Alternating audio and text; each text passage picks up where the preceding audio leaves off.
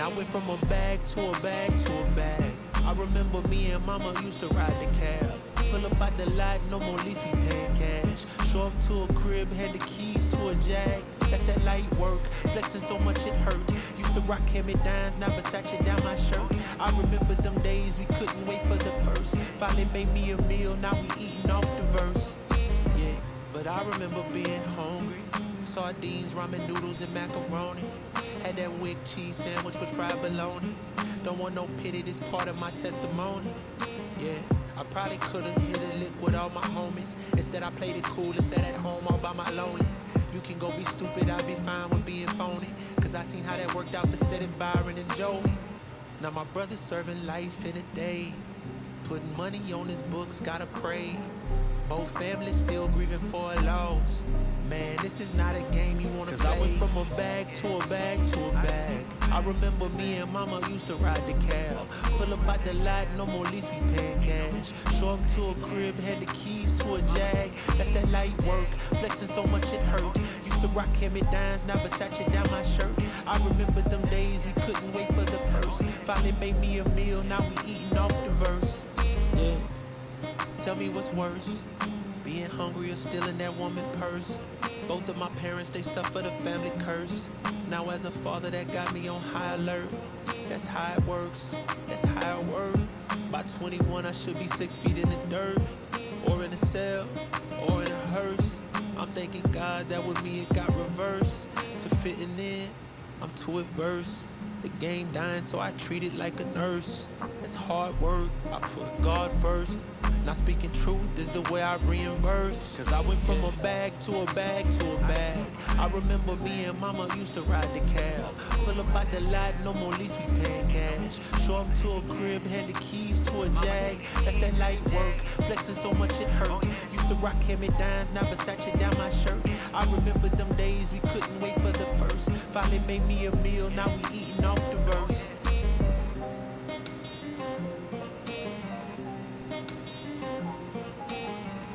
Yeah.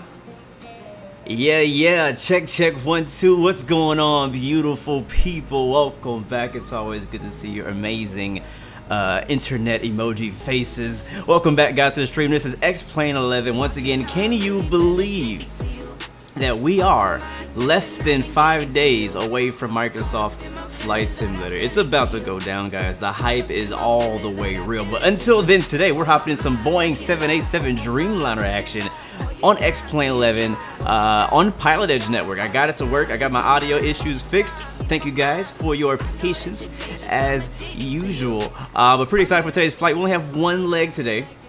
It's not super long, but you know, we just got one leg. You know, I don't do a lot of long hauls, so we take the 787 for short ferry flights. And today we're flying from San Francisco, California to Phoenix. This is an air hauler 2 route for my airline. So just FYI, that's why we're flying out of our hub of San Francisco once again, because this is our hub in air hauler 2. So that's what we'll be doing today in the Boeing 787 Dreamliner. This will actually be the first time I've ever streamed the Boeing 787. And we also have a brand new, hold on a second. We also have a brand new yoke camera. Check it out. Oh yeah, it's happening. It's happening right here. We got the yoke. We got the throttle and everything. So we'll be using that for takeoff and landing today. Just want to give you guys a quick tease of what that's gonna look like. So pretty excited for today's flight. Hopefully we can you know, do everything right as per usual. But yeah, man, again, first time ever streaming the Boeing 787. I've had it, I've owned it since like its very early stages. But I honestly just didn't believe it was ready for me to stream. Like, it just wasn't to the quality of a plane that I was okay with streaming and flying and enjoying. There still has a lot that needs to be done in this plane. It is nowhere near perfect. A lot of people like to compare it to the Quality Wing 787. It is nothing like the Quality Wing 787. So don't even send those comments out, because we already know this is not trying to compare it to it. This is nowhere up to that standard. But it's X-Plane's only payware 787 right now. And it's getting better. The outside exterior modeling has improved in the last few years. It just came out with a cockpit update in the beta version, which is decent. It's solid. So it's getting better. It has a default FMC. A lot of people complain about that. I get it. but a lot of planes still have the default FMC. It works. It'll get us from point A to point B. Hopefully, it doesn't give us any problems on Pilotedge.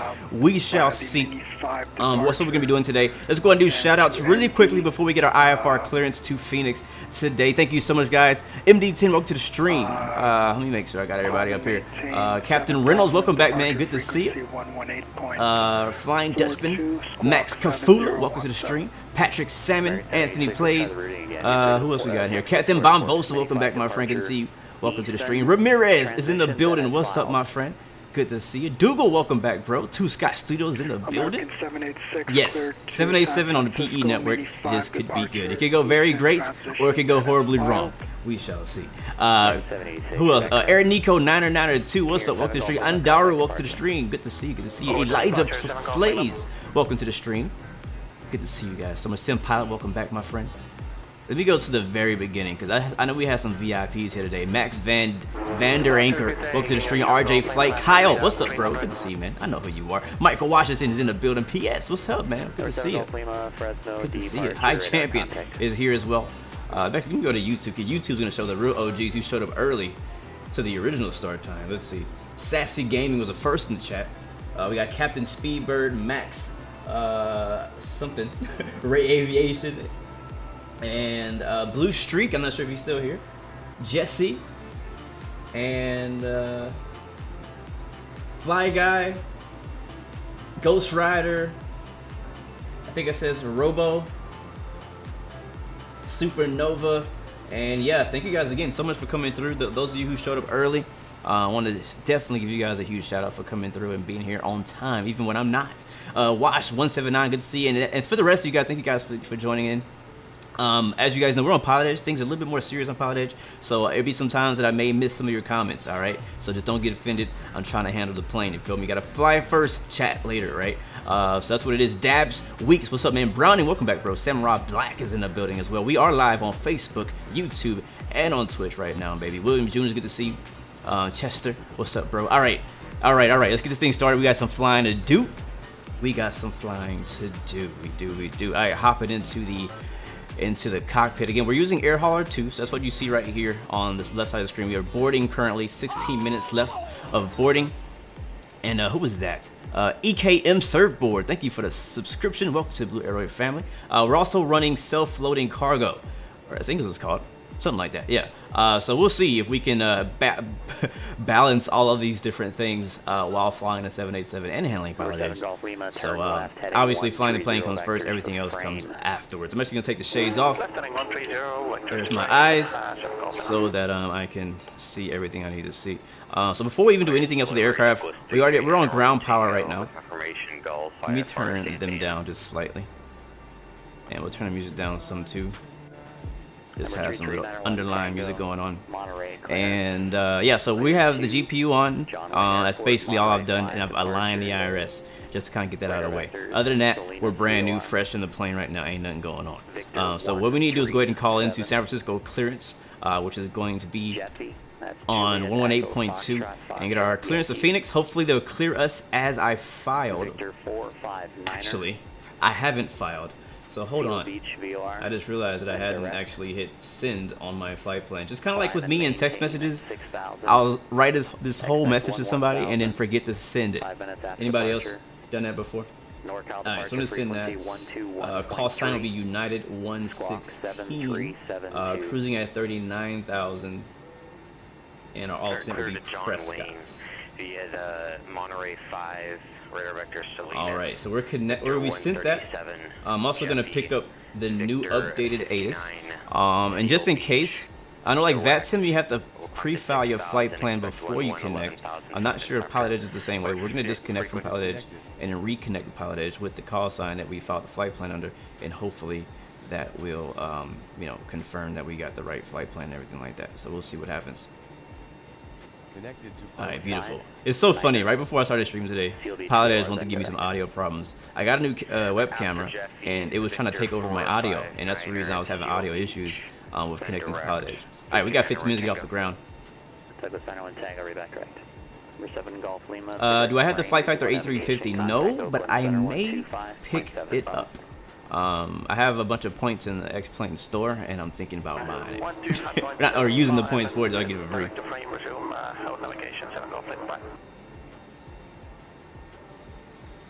Alright, let's go ahead and let me get my... I think information Lima is current. Let me double check. Yeah, so ATIS right now, guys, I'm gonna go ahead and read it out to you guys. San Francisco, ATIS.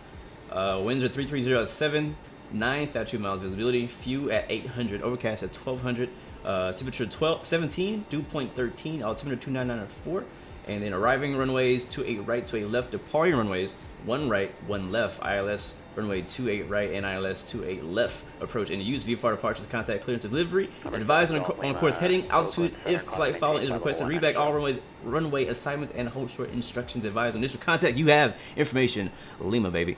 All right, Captain Lee. I don't really think much about the A350 yet. I haven't really flown it much. I just know it's a beautiful plane in general in real life. I just don't know how Flight Factor did with it because I haven't tried it yet. All right, let's go ahead. We have information, Lima. Let's go ahead and get our IFR clearance to Phoenix. Actually, before we do that, do not let me forget today's motivational quote of the day is: a river cuts through a rock, not because of its power, but because of its persistence. Yeah. Go ahead. A river cuts through a rock, not because of its power, but because of its persistence. Whoa, what was that? We get hit by a fuel truck? What the heck? Shook my screen just now. I'm unable to... Kool-Aid Jammer, we're about to find out if this plane is even flyable. Stick around. So all right, let's get it. On an airway, which does not require a GPS or foreflight. Hopefully, ATC in a good mood today. I'm gonna get my notes ready to copy IFR. Guess he spits it right back at me. All right, so what I like to do is I kind of like to type in what I already know I'm gonna get for sure. So IFR to Phoenix. And then our departure. Yeah, I'm sorry about that. And we'll then our squawk. Yeah, it's just out on the Gorman 088 radial, 13 DME. Or you can intercept and on then the we'll be getting 088 radial out of Gorman. routing. Intercept the Lake Hughes 329 radial. I got my template set up. It's just a DME fix. It's not. Yes, sir. Flying Dutchman. Toes for manual braking. Yeah, sorry about that. We picked this IFR clearance up last night, and we flew it, and he didn't give us a reroute, so we're trying to figure things out. Sure. We might have to file a different departure, honestly, guys, because they're departing runway 01 left and 01 right, and I don't think the departure that we filed goes off of that runway. So let me double check before we go in and make him do all this work. We got the Westla 4 RNAV is one that Simbrieve gave us. What up, Dutchie? Self-loading cargo. Flight yeah, we've already been through that blue streak. We've already been through all that, my friend. November 42 Papa, Rock Springs, altimeter 3016. But yes, quality wings is better. We all know. But we don't have quality wings on X-Plane. So what you gonna do? Just not fly 787? Self-loading cargo. Flight phase. Boarded awaiting pushback. Shoot, they already done freaking finished the dang pushback. Jeez. Error. Okay. That's a problem. We kind of need... All passengers are on board and doors have been cleared. Sounds good. The captain's not ready. Yeah, Quality Wings looks like a great plane, but it's not. It's not pulling me out of my simulator to play a whole different simulator just to fly one plane. Because I know that with P3D, I'd have to go. I'd have to, for me to enjoy flying a Quality Wing 787 on P3D, I would also need probably $200 worth of scenery and add-ons to really enjoy the full experience. Welcome aboard the aircraft this morning. My name's Steve. I'm your pilot today, along with First Officer David and your senior flight attendant Alana. She, along with the rest of the crew, will be making our way around the cabin, making sure you're comfortable and ready to get us on our way. Dang, We're he's not loud. actually anticipating any delays, so we should be arriving on time. We've just heard the guys on the ground have finished loading the final bits of luggage into the aircraft, so we should be on our way very shortly. We are just waiting to receive clearance to push back and taxi. If you could help the cabin crew by getting yourself sat comfortably with seatbelts fastened, that would be fantastic. Once we're airborne, we'll be starting our in-flight services, but for now, I'd like to thank you for choosing to fly with us today, and I hope you enjoy the flight. Thank you. Alright, so give me a second, guys. I'm actually going to probably refile my flight plan because our departure is leaving basically the wrong runway. San Francisco is using 01 left and right, and the departure we have is leaving 28 left. So I'm gonna switch it to 01 left, and we should get a new departure and out of sim brief, the stick 4. So same transition, yeah, same transition, just the stick 4. So that's cool with me. And so hopefully that'll be all good. So I'm gonna have to refile my flight plan. Yeah, that looks better. So the stick, yeah, that's good. Beautiful. All right, cool. Let's go ahead and just let me quickly do that so I can ask for. Shouldn't take me long just to refile this real quick. If you just joined us, guys, we're in the Magknight 787 beta. And it's funny, even though it's beta and I know it just had an update to the cockpit, like it's basically brand new to me because I haven't been flying it. I haven't flown a 787 in years, no joke. Let's see, we're in a B789. We could put heavy on our call sign. OB slant Lima. We'll say, I don't know what our true airspeed is going to be. Out, Kirk Center, go ahead.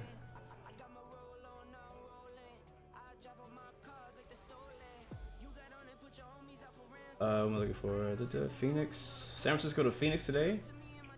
Altitude 39,000 feet. One, I have your request. I'll try to obtain the AVREC from Amarillo approach. And altitude be KPRC, 3001. which is Prescott. I think it's in Arizona.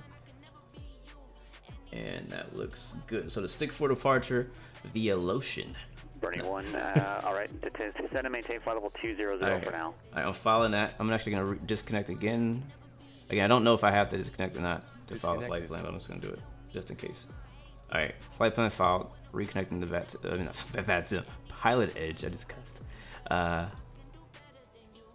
Connected to Pilotedge. Beautiful. All right, new flight plans filed. Let's go ahead and hit them up and see if we can get that approved. And we also have Lima, by the way. San Francisco clearance, United 116 IFR to Phoenix with Lima.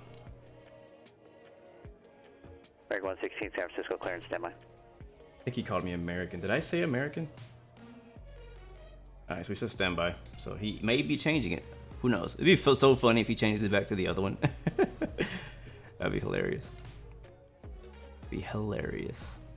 ATL 757 Flower, welcome to the stream, man. It does look pretty good. I'm actually liking the wing view. I remember one of my complaints when I flew the 787 before they revamped it. Right. Verify high VOR or high TACAN. The wing view, I hated the wing view before, but it looks a whole lot better now. Okay. Like I love it. He's probably gonna give us one right, or one left. I'm not sure which one he's gonna give us. You can depart one right, yes. United 116, San Francisco clearance, clear to Phoenix Sky Harbor Airport. Stick 4 departure, Lotion transition, and as filed. Climb via the CITIX at maintain 10,000. NorCal departure frequency 135.1, squawk 7374. Clear to Phoenix via the stick 4 departure, Lotion transition, climb via CID, except maintain 10,000. Departure on 1351 and squawking 7374. United 116. United 116, readback correct. Beautiful. I'm always in such a rush to type all that down. I think it honestly would be easier for me to use a pen and paper to write down clearances, honestly. I'll be trying to keep up, and I do not have the best memory, so if I don't type it as soon as he says it, there's a high chance I will forget what he says. You guys have witnessed me do that in many streams where they say a number a certain way, and then I repeat it back in the wrong way. So cool, he gave us our clearance as filed, which is amazing, except maintain 10,000 on the SID. So that's good to go. Let's go and get the aircraft set up. We've already been on the ground plenty long enough. So I'm gonna go to our FMC, our default FMC. I know it hurts your eyes to look at it, but that's what we're using today. We'll do departure. Again, we don't know if we're getting one right or one left, but we'll just go ahead and put one left. No traffic observed between and then we'll stick 4. The good thing is that it We are has terminated, squawk and everything by maintain default that you changes need in for here. As movement. long as your AREC data is updated, you're gonna have all the waypoints you need, even in the default FMC. So going to the flight plan page after Lotion, 5 Alpha Kilo, descend a piles discretion, maintain flight we'll level go 240. direct to Boyle. So we'll type in. I'm still not used to this keyboard being way over here on the left 31 side. cross Goonie at or above 17,000, cleared high tack, hand runway 22, approach All channel. right, Boyle. From Boyle, we'll go to BLH, which I'll just go ahead and type in. That's our first waypoint for our transition into our arrival. That should be the first waypoint. Execute, departure arrival again, and then from here, the Hydra 1. Uh-oh. There it is. And while we're typing this in, I'm actually gonna go get the ATIS for Phoenix as well, just to kind of get an idea of what runway we could possibly expect. It looks like arriving 7 right and 8. Northwest or northeast? Let's see what that looks like on the chart. Number 33, Manor 1 Tango, Monterey ground. Let's see, it'll be. See, I'm learning, guys. I'm learning. 28 left, taxi. All right, via so Charlie, Phoenix, Sky Harbor. November. We do have some nice Alpha. payward scenery out there. Uh-oh. Cross One thing I runway don't 28 like right is on these November and hold short of runway screens. left. Like if you get close to them, you can't freaking use your keyboard. But I mean, it's cool, but it's not at the same time. November Alpha, cross 28 right on November, hold short 28 left. All right, we're looking for arrival, Hydra 1, RNAV, there it is. And then we don't really know what run we're gonna get yet. So we'll go to the airport diagram. Hey, everyday Captain Lee! What you think about that A350 I sent you for MSFS? It looks good so far. Anyway, enjoy. Thank I you, know it's not much, but I am broke right now. Colon. Bro, it's all good. I do appreciate anything you guys do for the channel. Every little bit, whether it be a like, subscribe, a donation, doesn't matter. Either way, I appreciate all of it, guys. I do appreciate that. Captain Lee, yeah, I did get a look at that A350 from Microsoft Flight Simulator by that developer, and I'm looking forward to seeing what they can do with that. I'm looking forward to it. All right, so let's see. Let's go with 8. Let's go with runway 8 for now, and that may change later on. All right, so we'll do runway 8. Let's go ahead and just minimize this. ILS runway 8. It's gonna be BLH transition, and then ILS runway 8. We'll take Alice, execute that, and boom, our flight plan's done. None of that, you know, pretty simple. Bernie 1 hour approach. Now I'm gonna go to our Bernie 1 3001, and we have information Yankee VNAV, request, which I don't think really radar. works, and we'll do 39,000. So 390. Put that in here. Enable, who cares? Okay, I do care, but I mean, like, enable, like, really? I know I can do it. So we're gonna clear that out. I always get these, so we're probably gonna use like flight change mode on the way up and then vertical speed on the way down, because I don't trust the VNAV in this plane. All right, so VNAV is done. Thrust limiter, we're not gonna worry about that. Progress page is good. Take a look at our legs page, and we're gonna scroll through here. We do have a discontinuity. Take our BLH and put that there. And now you can see that we do have another discontinuity down here, but I think that is most likely because of a vector. But I'm not sure. Let's actually take a look at our whole flight plan and make sure that those look good. We're gonna switch this right here to plan mode, and in menu, turning off NDBs, stations, and waypoints. Bernie 1, commencing approach. And then we'll just step through our flight plan and see what that discontinuity is about. On the departure fly runway, heading, climb and maintain 17,000. Runway heading to 17,000, Bernie 1. Okay, this is where it gets weird. Let's see, because again, we're on pilots. We gotta do this right. And sometimes what is going on in this section? What the heck is going on in this section? So this is a huge problem right here. So let's go ahead and double check with our charts to see what it's supposed to look like. So if we do runway 8 from the Hydra, where is it at? Hydra 1 RNAV will be coming in at the transition of BLH right over here, and descending via SID. Last time I flew the Zebo, I completely screwed up descending via SID, so I'm gonna be a lot more careful with that this time. Let's see. So 08 right. What side is that? Sorry about That's that. over Yeah, we're here. So that's going why. to So I the think area the real rival Alright, there's is a trying runoff to get area us to on come in south from side as well. the If you're west departing side. runway 28 Sorry, left, from the east side, that's where landing you west. should go rather than the run-up area that's not adjacent to your departure runway. Oh, sorry about that. Didn't even see that. So it We're says Tango. Alice. Charlie, Let's go ahead and November, pick New up the York, actual runway 28 right on ILS November, chart. hold short of Sorry that runway I'm taking a 28 little bit of time trying to get the things planned. I just want to get everything Charlie, programmed November, correctly hold now, short 28 right on so that we can November, chill and sorry hang about out that, we're Tango. the rest of the flight. You know what I'm saying? I don't want to be stressing out about stuff.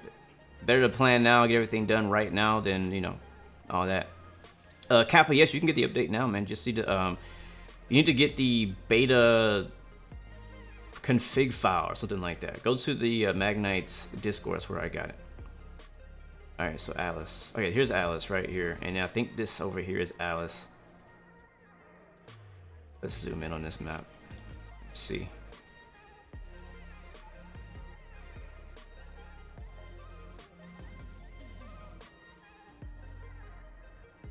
Man, it's so freaking blurry. Alright, so right now we're at Tesley. Tesley to Falgo. And Falgo to Kagor. Is that what our thing says? Here, here's Falgo. Alright, so here's Falgo, here's Kagor. And after that, it wants to go to Jamil, which is right here. And that's fine. All that part's fine. After that, it wants to go to Jamil. Oh, okay, Jamil. Let's see what it says. After Jamil, there's a discontinuity. There's a problem right there. There's this weird GPS coordinate put in here. I'm not sure why I put that in there. And I think that's what's screwing up the whole thing. So let's go ahead and delete that if it'll let us. Sometimes I have issues with this FMS. So let's see, where's delete? Okay, that helped a little bit. And from Jamil, we'll be expecting to go pretty much to our arrival, or our approach, I should say, which should be to Alice. Because what it's doing here is it's going back. It's like doing all this whole section again, it looks like. Sarteg, where the heck is Sarteg? We'll make sure 28 left on November.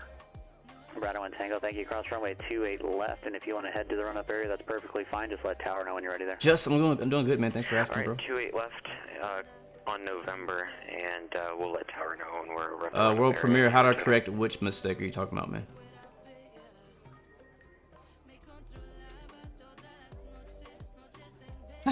It's just ignore ATC, fly to Hawaii, and wait for the approval while huluing. That's funny.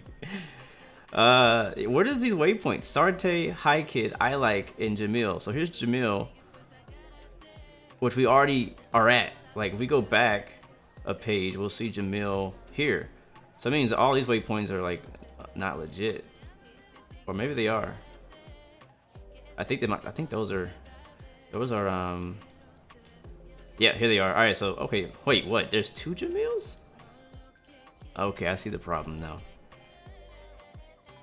I see the problem now. So our arrival ends at Jamil, which is right here. So we need to delete basically Alice, Sarte, High Kid, and I Like, and just go straight to Jamil from our arrival. That's what we need to do. All right, that's what we're going to do. So let's go ahead and delete all of these waypoints.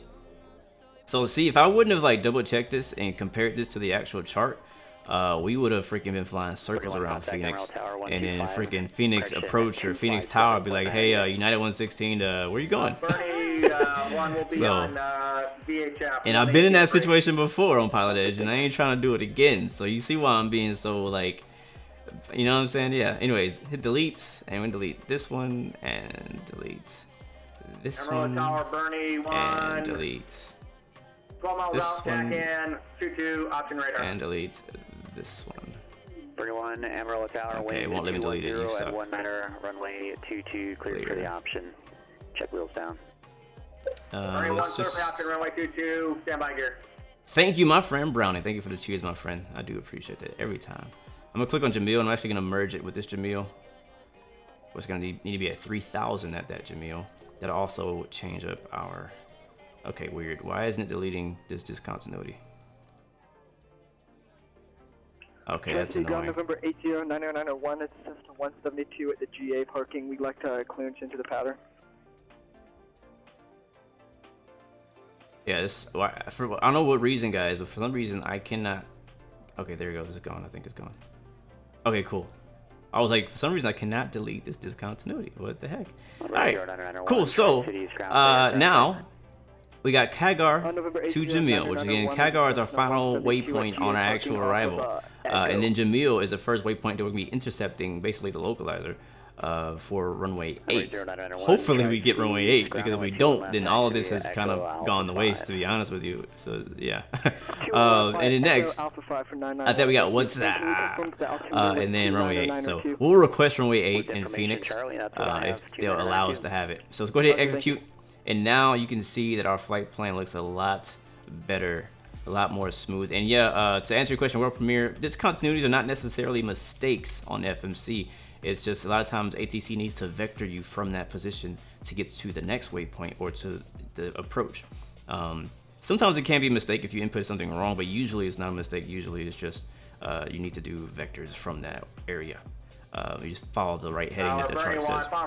I want to just make sure that this is right. I think this is just, yeah, this is just the go around. So I just want to make sure that's just a go around, not an issue. All right, so we're good to go. Let's go ahead and just get this chart back one more time for later. And again, I know we're taking a little bit longer on the ground here, but I just want to make sure we got that right, because if we hadn't, we would definitely be feeling the wrath later on. So go ahead and hide that. We are currently here Alpha. I think we're at like Gate Charlie or something. No idea. But we're basically ready to push. Oh, we're actually not ready to push back. We're almost ready to push back. We are almost ready to push back. Let's go ahead and clear out this extra stuff. This is the legs page we're on. We'll leave that there. Now we need to actually go up to our EFB. We haven't even touched that yet. What is over here? All right, now we just have our ground power and whatnot. We can plan our pushback, which is already pretty much set up, so I'm not going to worry about that. And go to aircraft config. I've already done fuel and passengers, so I'm just going to hit load aircraft. And then performance. Oh, wait, we got to do initialize flight first. Alright, initialize, and then we go to performance. And I'm really not going to go too deep into this, because I honestly don't understand it myself. I really don't. I'll be honest with you, I don't understand this yet. I'm learning to fly this plane, and yeah, it doesn't like that, because I don't think I put the wind, which I think is just 300 right now. 3391 Tango, Monterey Tower, runway 28 left, clear for takeoff, wind call. Now I'll calculate. 28 left, clear for Nope, takeoff. still doesn't want it. So I'm not going to waste time trying to figure it out. I don't really know how to use it. If you know how to use it, you can teach me later. But I don't really feel like anything in here is extremely important, except for like knowing like V speeds and stuff like that, which we can kind of wing today. We're good to go. Settings, pounds, meters, feet, blah blah blah, real time. We're not using the RR. Somebody was recommending the RR engines. We'll have to try that next time. We'll be flying a 787 tomorrow too, so we can try the RR engines tomorrow. All right, so we're ready to push, guys. Beautiful. Are we? Are we ready to push? No, we're not actually. We don't have the APU turned on. APU on to start. Let's go back down here, and we'll take a look at our stat page. We should start seeing the APU fire up here on the RPM. There it is. Exceeding climb out past the 6,500 runway heading. What up, Infinite Aviation? Good to see you, man. Good to see you. Welcome to the stream. Limtrix, welcome as well. Flying Dutchman on Twitch. What up, bro? Infinite 7779. What's up, bro? Good to see you. I'm doing pretty good. Cannot complain. Just Yarn, welcome to the stream as well. Yeah, I didn't know. Ali, what's up, bro? Welcome. Limtrix, welcome to the stream. We're waiting for the APU to start up. While we do that, let's go get our squawk code in that we copied earlier for our IFR Clearance. Requesting 7374. Hopefully those guys are not too extremely freaking loud for you. Bernie 1, stand by. I'll have to find a controller that's able to do that. Give me a moment. Oh wait, it's the wrong side. I forgot I gotta use this one. Alright, so 7374 is a squawk. Alright, that's in. Ground, I believe, is on 120.89. No, 121.8. Climb and maintain 9,000. Yes, 121.8. Bernie 1 up to 9,000. And Bernie 1, turn left heading. Why is that not transferring? Take your request, just give us a moment. Bernie 1, 070, thanks. There he goes.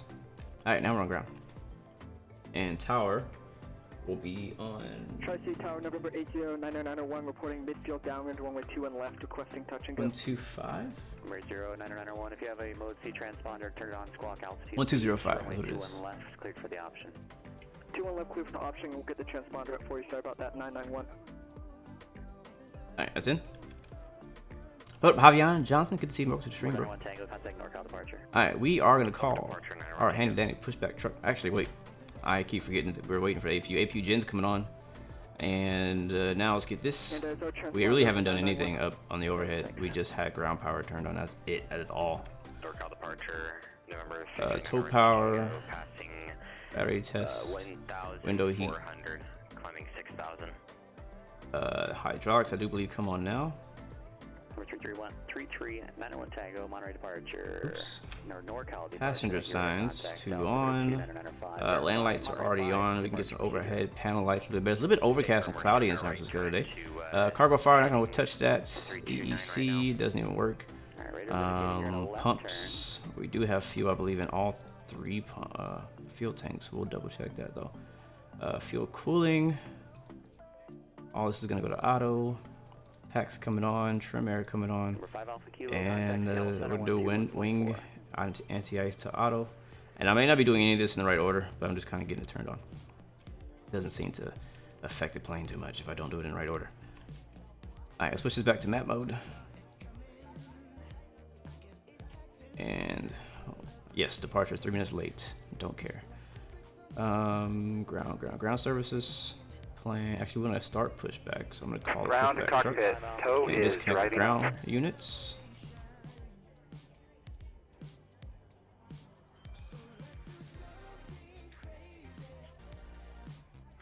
Yes, destination today is Phoenix. Ground point 8, gracias. Alright, we're almost ready to go. Finally. Freaking finally. Oh boy. I gotta remember I am using self-loading cargo today, so I gotta actually pay attention to the passengers too. I'm out here trying to juggle all this stuff going on. All right, let's do arm doors. Cabin crew, please, arm doors, thank you. All right, departures on 135.1. I got that written down. Just gotta remind myself. Okay, all doors and hatches are closed, ready to connect.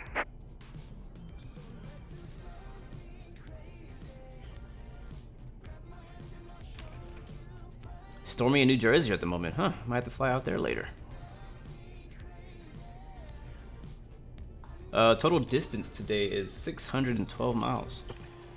A lot farther than we usually travel. So we actually do have to request pushback because the non-movement area is right there. So if we were not in a non-movement area, like if we were over there, we would be okay, I believe. Let's go ahead and remove the gate. 991's actually going full stop. Seatbelt signs on.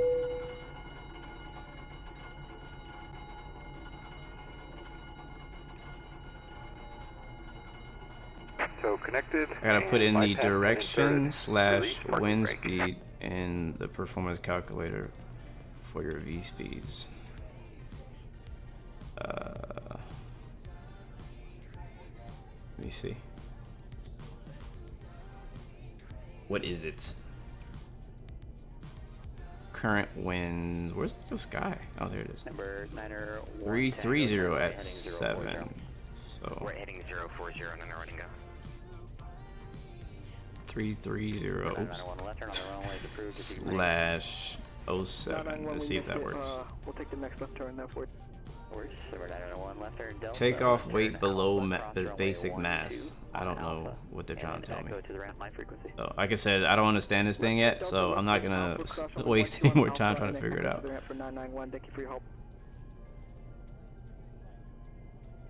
Dang, Christopher, your last 3 flight classes were canceled because of rain. That sucks, man. That really does. That really does. I feel bad for you. Alright, you'll get out of there. The weather will clear up. It'll clear up. Alright, did he ask us to like do anything yet? The pushback truck.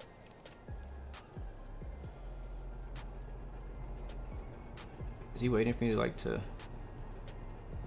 What is he doing? What are you doing? Oh, has he even connected us?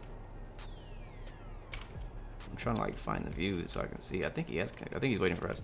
All right, let's go ahead and ask for pushback with information. Lima. Oh, Charlie. Wait, that's Phoenix. Hold on. Let me make sure that we still have the current weather. ASFO.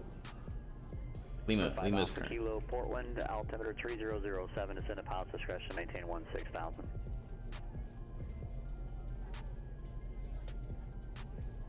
San Francisco ground, United 116 requesting pushback with Lima.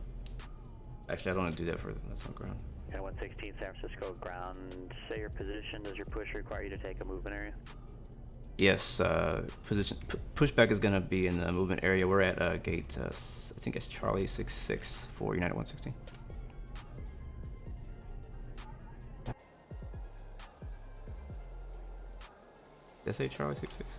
65, I'm sorry. United 116 Heavy, yeah.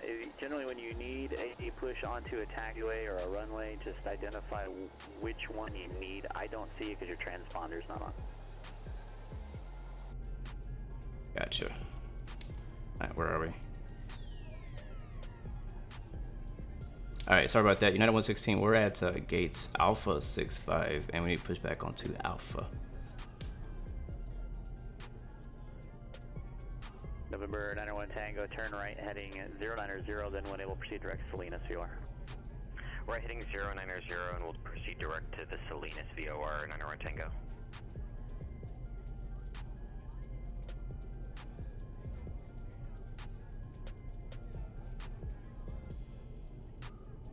And I guess I can turn the transponder on. Wait. United 116 Heavy, verify transponder set to squawk altitude, please. United 116 standby. How do I do that? I just thought about it. Like, how do I actually change my squawk? Oh, it's right here. There it is. Alright, United 116, we're now squawking Charlie. United 116, thank you. United 116 Heavy, push to Alpha approved. Push to Alpha approved, United 116. Alright. Yeah, I've actually haven't flown online on a 787 yet, so this is alright, park brake release, let's go. Beacon should be on. Starting pushback, and you may start engines. That's hilarious. Fogbound Turtle says like 300/4 for winds coming 300 pushback. 4 knots. So I just do it. But it's saying that my something wrong about my my weight. That's what it's complaining about. I thought we were at Charlie, but we're actually at Alpha 65.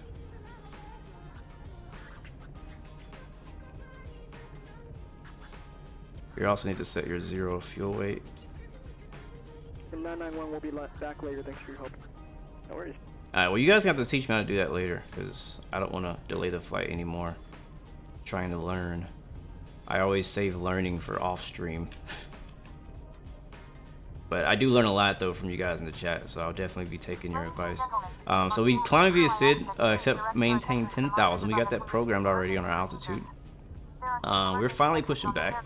We can start the engines up. I'm gonna turn the music off. It's not really a lot to hear, but I will turn the music off for startup.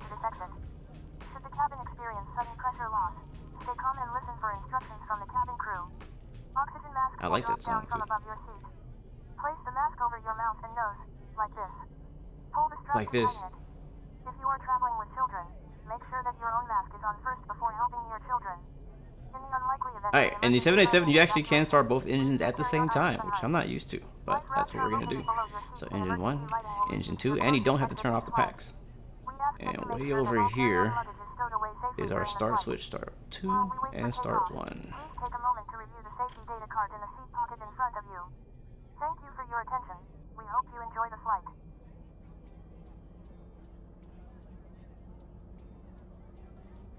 Yeah, you're right. This is considered a heavy aircraft, so we should be saying United 116 heavy. I did not set up weight in the EFB, mainly because I did it... Self-loading cargo, flight phase, taxi. I did it in the X-plane menu. Because of air hauler. Air hauler needs a very specific weight and specific payload and specific fuel. And I didn't want to mess that up for air hauler, so that's the reason I didn't do that. So I mean, if I was just doing a typical fight, I could just set whatever I wanted in the EFB. But I was a little worried that I was going to get the weights off by doing that. So that's why I didn't do that. But again, I think we'll be all right. I mean, it just gives us V speeds, and I think that we'll be okay. I mean, I'm not gonna trip too much about it. Operation complete. Set parking brake. Parking brake sets. Really can't hear nothing in the inside. Disconnecting tow. As far as the engine, Standby. it's super quiet.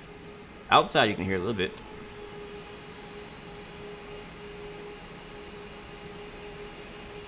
Beautiful 787 engines, though. I do love them.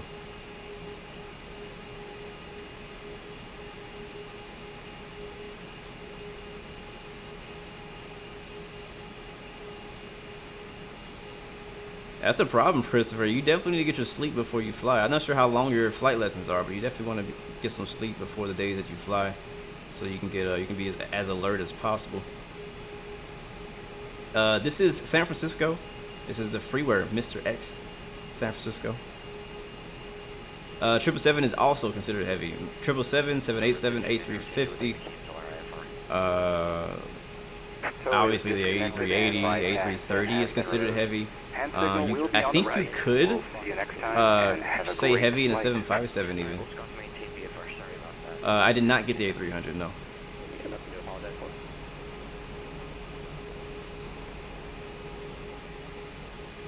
I really thought about it though, I'm not gonna lie. I was extremely tempted to buy the A300. It looks like an amazing plane. I've seen multiple streamers and people stream it, make videos about it, and it looks like a great plane. Honestly, it looks like it could be one of the best planes to ever come to X-Plane. But it's just really bad timing for me. I mean, we're less than 5 days out, guys, for a Microsoft Flight Simulator coming out.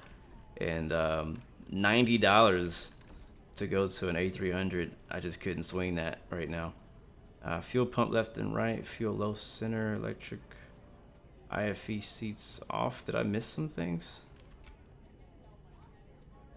Maybe we don't have any fuel in the center. Oh, that needs to be on. All right, so we have 2 good engines. And yeah, basically now what we need to do is put flaps down. We'll do flaps 10 for takeoff today. Should be like 3 clicks. Yep.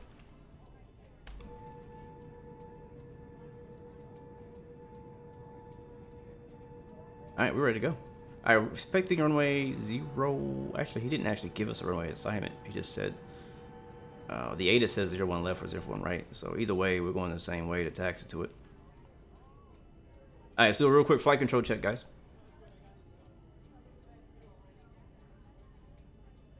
All right, full left. Oops, right.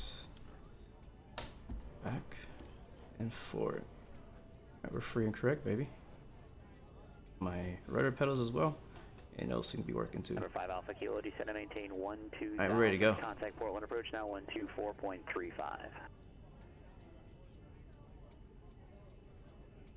I'll turn him up a little bit.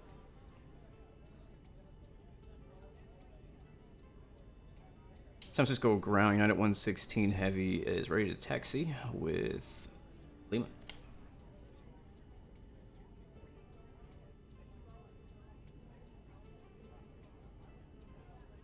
United 116 Heavy, San Francisco ground, runway 1 left, taxi via Alpha, Mike. 1 left via Alpha, Mike, United 116 Heavy. All right, that's it. Park brake released. Let's roll. Wow, it's going already. I haven't even touched anything, and it's just going. Oh, I do have a little bit of throttle input in right now. I didn't even realize that. I had a little bit of throttle in there. All right, we're rolling, guys. All right, we're going to take Alpha, Mike. So Alpha actually is going to swing us around the terminal area, all the way around, until we get to Mike, which will be the first one that gets to 01 left. Beautiful. It's going to be a pretty fun flight. As long as we got everything set up correctly. That's the thing with flying airliners, is like as long as you get the systems program correctly, you should have a pretty smooth flight, to be honest with you. And all you gotta do after that is just fly the plane on takeoff and landing. It's pretty much it. I'm not saying it's easy, I'm just saying like as long as you program everything, the autopilot, the FMC or MCDU, as long as you program everything correctly, you'll really save yourself some headache later on down the flight, especially when you're flying online. One thing we didn't talk about though was our top of descent, and so once we get in the air, we'll kind of take a look at where that's going to be, because we are going to be descending via arrival into Phoenix, and we want to make sure that we meet all of the altitude restrictions. And I did a flight in a 787 the other day and had an issue where my VNAV wasn't, it didn't really seem to be working. Hold on, I gotta track. Okay. My VNAV didn't seem to be working, so I don't really trust it right now. You guys can let me know. I know a lot of you guys have been flying a 787 for a long time, but I'm basically a noob at this plane. But if you guys know how to get the VNAV to work correctly, and maybe because my performance data is off, maybe the reason my VNAV wasn't working. It's showing all my VNAV information in the FMC. It's just not tracking it on the way down. But quick question, as we're taxiing past all these retired Virgin America A320s, what do you guys think of the new cockpit? And again, I'm new to the plane. I've had it, again, I've been supporting the project, but I'm new to actually flying it until like this week. So the new cockpit doesn't look, you know, it's just, you know, it's just kind of like all I know, because I didn't really see the old cockpit much. But I mean, my first thoughts on the opinion in general is like, it's not bad. It's solid. Like, it's not, it doesn't blow me away. But it's solid. In my opinion, it's solid. It's like, it doesn't hurt my eyes to be in here looking around in the cockpit. I mean, they did a pretty good job on the modeling. The texturing is again, is solid. I'm not gonna say it's great. It's not amazing. But it's not bad either, in my personal opinion. Let's go ahead and tell the flight attendants to go ahead and get ready for takeoff.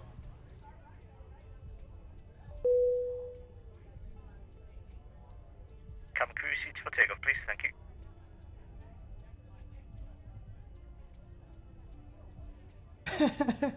Your aunt told you that flying a plane in a flight sim was easy, so you made her land a 7-3 without autopilot, and she manslaughted 135 people. That is hilarious. You should all do that to your friends. No joke. Let's go and check where we are. All right, this is hotel. The next one is going to be Mike. You should all do that to your friends. Be like, hey, you think flight sim is easy? Come over and let me show you. Come land a 737 or a 747 on this runway, and just put them up in Seattle or somewhere, and watch them just crash. Watch them crash. I'm still trying to get my wife to try the new honeycomb yoke. She obviously knows that I have it. You know, it's kind of hard to miss this big old thing in my room. So yeah, well, eventually I got her to use the wheel after, like, it took me like a year to finally get her to try out iRacing and try out my racing sim setup. But she's not really big on like these types of games. She likes other types of games. All right, this is our taxiway right here. We'll be switching over to tower once we. Quebec 335 Alpha Kilo. We're free machine now. We can cancel IFR. We'll stick glider clear for the charting. Number 335 Alpha Kilo, under IFR cancellation received. Radar services are terminated. The squawk maintain VFR. It's very cloudy out here in San Francisco today. Yep, track IR.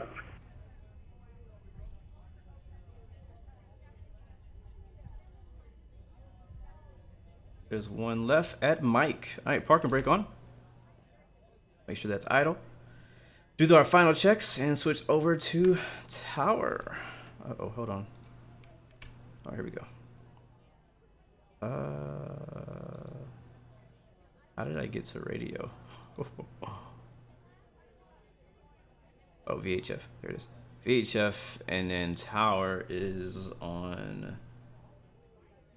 1205, which is this right here. 1216 heavy radio. And then to Albuquerque. Departure that he gave us is going to be on 1351.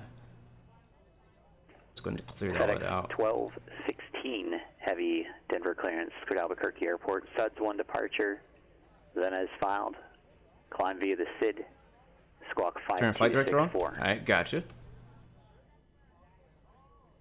Cleared Albuquerque. Director's on. Left one. One departure, then this file. Climb via SID. And second one. Zaid, welcome to the stream, man. Well, hopefully you enjoy what you see. And if you don't, then it's your choice. Alright, RTO set as well. Flaps are set. Auto brake is set. Flight director is on. We could go ahead and put LNAV on. Let's go ahead and really quickly, though, brief our departure for this, because we want to make sure we do things right out here. Let's see, where is that? Where's our departure? Here it is. Alright, so leaving San Francisco, we'll be departing max 210 knots. 014, basically direct to stick at or above 520, and then making a left turn. It's like at or below 10,000 at port. From port, according to our departure, we'll be going to Lotion. So we're making a left turn after port to YouTube. YouTube, which is like a heading of 112. Actually, sorry, no, not YouTube. We're not going to YouTube. We're going from port directly all the way to Lotion. And there's no altitude restriction there, except he did give us, you know, climb via SID except maintain 10,000. So we're only going as high as 10,000 until he gives us a higher altitude. And that's pretty much it. Pretty straightforward departure. We just can't go any faster than 210 knots coming out of our, you know, until we get to stick. And then no higher than 10,000 at port. So we'll be good. We already got that program in the FMC. Ian, welcome to the stream, man. Daily Dose, welcome to the stream. Jonathan, welcome, guys. You got here right in time for takeoff. And we'll actually keep this screen up. And departure again is going to be on 1235.0, which is programmed in standby there. I will actually set my heading up for that first thing. Hold on. What was that heading again, guys? The heading was 1014, so let's put our heading to 014. Just in case, like we have an issue with autopilot or whatever, we're gonna climb out with LNAV armed. So I'll try to fly it by hand if I can. Actually, I probably won't. Now that I think about it, we're gonna go to autopilot pretty quickly because I gotta handle the radios. So as soon as we freaking go wheels up, like, yeah, we're gonna be on autopilot, no joke. So we're just gonna hit LNAV right now. Vertical speed. Yeah, we could probably do flight change mode. We'll see. We'll see. All right, cool. So yeah, great. Clearance. Good morning. Southwest 506 with the information Papa looking to pick up IFR to Los Angeles. Los Angeles. Self-loading cargo, flight phase, takeoff. I didn't even turn all of my self-loading cargo, flight phase, taxi. Verify aircraft type. 737-700. Oh shoot, we're freaking on the runway. Standby. I didn't know I was rolling. Oh my god. Alright, we need to ask ASAP.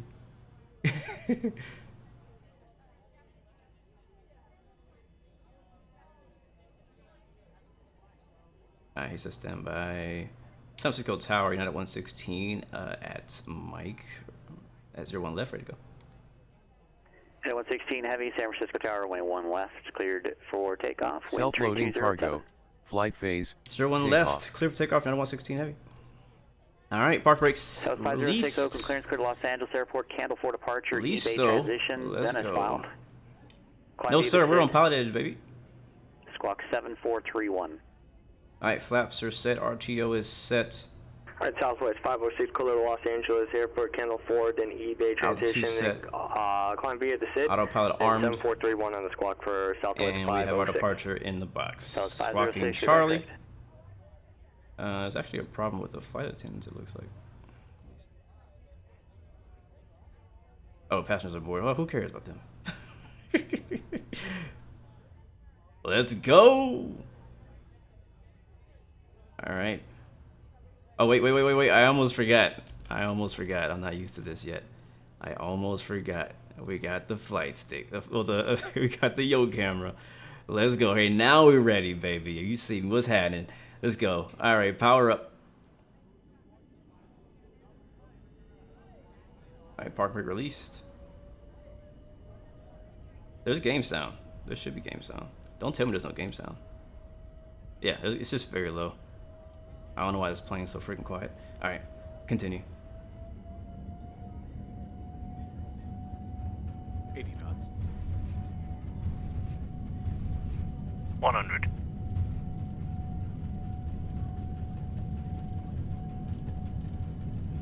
Self-loading cargo, flight phase, after takeoff. Ooh, too much.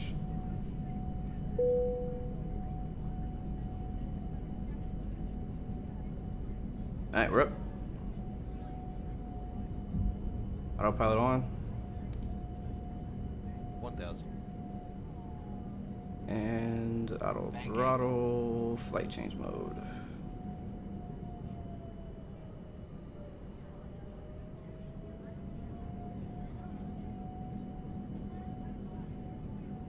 Go ahead and zoom in our view here. There we go.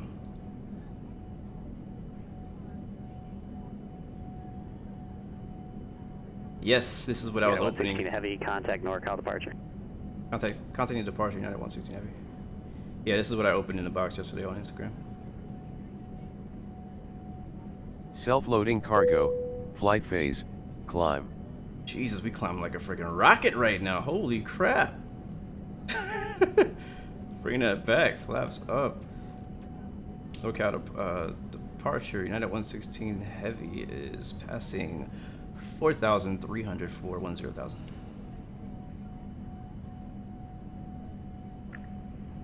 United 116 Heavy NorCal departure. Radar contact. Alright, beautiful. This thing climbs like a freaking beast. Oh, wrong wing view. There it is. NorCal departure, good afternoon, King Air 4139 Quebec, VFR request. King Air 4139 Quebec, NorCal departure, squawk 4237. Yeah, this thing's a freaking rocket. 4237, 39 Quebec. Woo-wee. Alright, let's get a flyby. Look at that bird. Have you guys ever watched the, and if you're not like if you don't fly United often, you probably wouldn't, but have you ever watched that United Big Bird? Holy crap, what is that climb rate? Marysville VOR, altimeter 29901, verify altitude and aircraft type with your report. 4,000. Roger, that's a bit obsessive. 200, climbing through 11.8. It's a bit obsessive, guys. Advisories to Bravo, Oscar Kilo Airport at 16,500. Like departure on 125.8, expect 390, 3 minutes after departure. Heavy, climb and maintain flight level 190. 190, United 116 Heavy. He's like, Jesus, he's already there. Alright, 190. Oh, come on, span it. Alright, 190, and we'll continue climbing with flight change mode at 250 knots. And we can actually do a lot more than that, matter of fact. We'll be up there like super fast. Flight change mode on. We're actually at 10,000, so we don't have to maintain 250 knots anymore because we're above 10,000 feet. So I'm gonna go we'll do like 280 in the climb. That's gonna get us there in no freaking time. And then we'll go ahead and clean things up. We get the land lights turned off. And runway turn-offs and taxi lights. Those are gonna go off. Logo light, don't need that. Other than that, we are good on the overhead. Flaps are, I think, yeah. Oh, okay. Now flaps are fully up and retracted. RTO, good. Go check our electricity page. Looks good there. Hydraulics look good there. Fuel 20 on the right, 19.6 on the left. A little bit off balance, but I think we should be okay. Pressurization and air looks good. Doors are obviously closed or we wouldn't be up here. And then our flight controls are obviously working. So we'll leave that on the fuel page for now. And we'll monitor that as we climb out. Now at 280 and still 45 freaking 100 feet per minute. Oh my God, I'm climbing with flight change mode. I mean, if I was doing vertical speed, I'd probably keep it below 35. Tango by runway 03 right. Like, how fast do you want to go? And I have it on auto throttle, so I'm not even doing it myself. This is crazy. Michael Banaga. Does the VNav not work so you don't have to keep managing your IIS? I don't know. Anybody in chat know if the Magknight VNav works? I just choose not to use it because I personally don't trust it. That's just me. I did a flight yesterday. I usually, in general, when I fly airliners or anything, if it has a flight change mode or an IAS mode, I usually personally use it. That's just me. I kind of like to climb out in IAS mode. But I do use VNav from time to time. I do. But I tried to get VNav to descend me yesterday, and it wouldn't descend me. So I don't know if it's something I did wrong. It's definitely possible. It could be something I did wrong. Alright, coming up to Kayaks, and we're gonna go ahead and gonna make this map a little bit. At 116 Heavy, contact Oakland Center 127.45. 127.45. What's this wrong? I mean, wrong call sign. Shoot, what did he say? 126.75? I think that's what he said.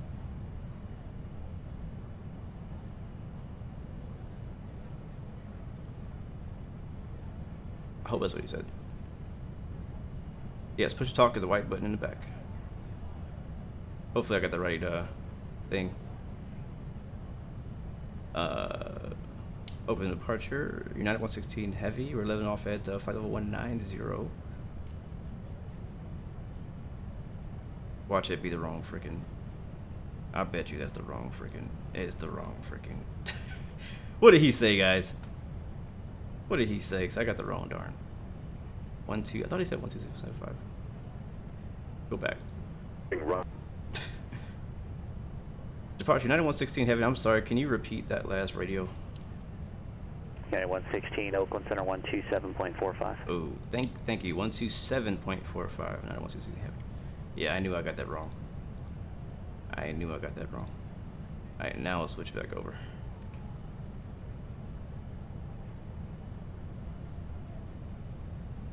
Open center, United 116 Heavy.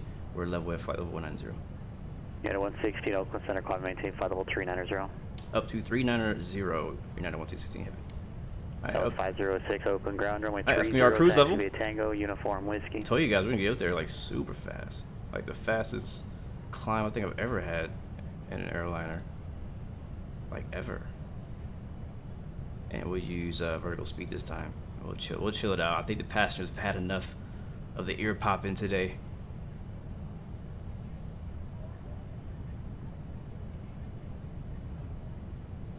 Alright, here we go. Alright, that's probably too much. That's just keep it down like 320. Sky 71125, cleared to the Bowman Regional Alright, Airport. for a second we have a time to take a look at some of the scenery out here flying over Orbix, Northern California out of San Francisco. The beautiful United Dreamliner. I love this livery personally. I know people have mixed reviews on it compared to the last United livery. I like the old one and the new one, but I don't know. I can go either way.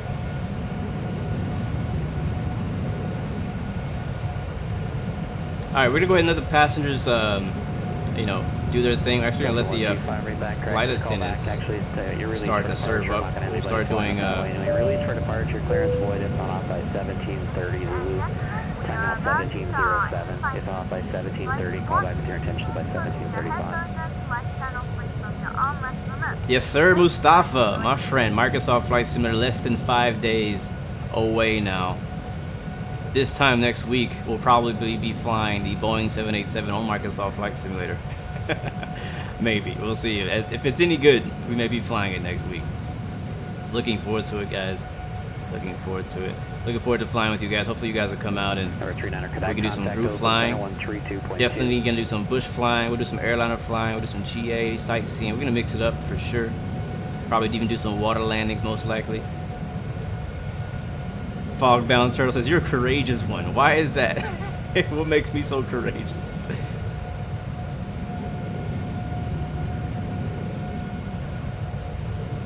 Oh yeah, I'm doing it, man. I'm not just gonna hold back just because they're not, you know what I mean? I'm not gonna hold back just because they're not, well, we don't even know what it's gonna be like, because the only thing we've seen is the beta versions of them. I mean, I'm not expecting a huge improvement, personally. I'm not expecting a huge improvement in the airliner side of Microsoft Flight Simulator, but I think it'll get us to where we want to go. You know what I mean? So we'll see, man. We'll have to see. Well, we're flying from San Francisco to Phoenix, Arizona. Are you sure? I'm not sure. No, that's the chance we take. That's the chance we take when I bought premium.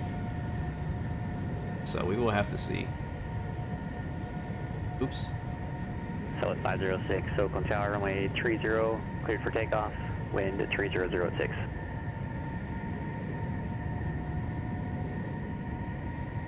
Worcester Flyer, welcome to the stream, my friend, Good to see you, man.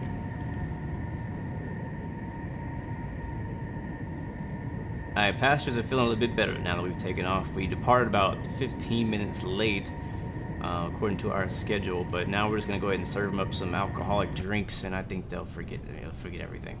Ladies and gentlemen, we are about to start serving alcoholic drinks. Please make sure your tray table is in the down position and clear any items from the aisles. Thank you. Thank you. I love her voice. Trevon Thompson, what's up, my friend? Thank you very much for those kind words. I do appreciate that, my friend. I do appreciate that, my friend. Again, guys, today, first time getting to use the yoke. I got a new camera in yesterday, and I finally got to use it. Checking out the honeycomb yoke. I've been practicing, guys. I have been practicing. We will see if it's paid off when we land in Phoenix today. We'll see. We will see. Let's go ahead and turn this thing off because it's not even really doing what I want to do. So goodbye. 1216 heavy, Denver ground, runway 17 right, taxi via Mike.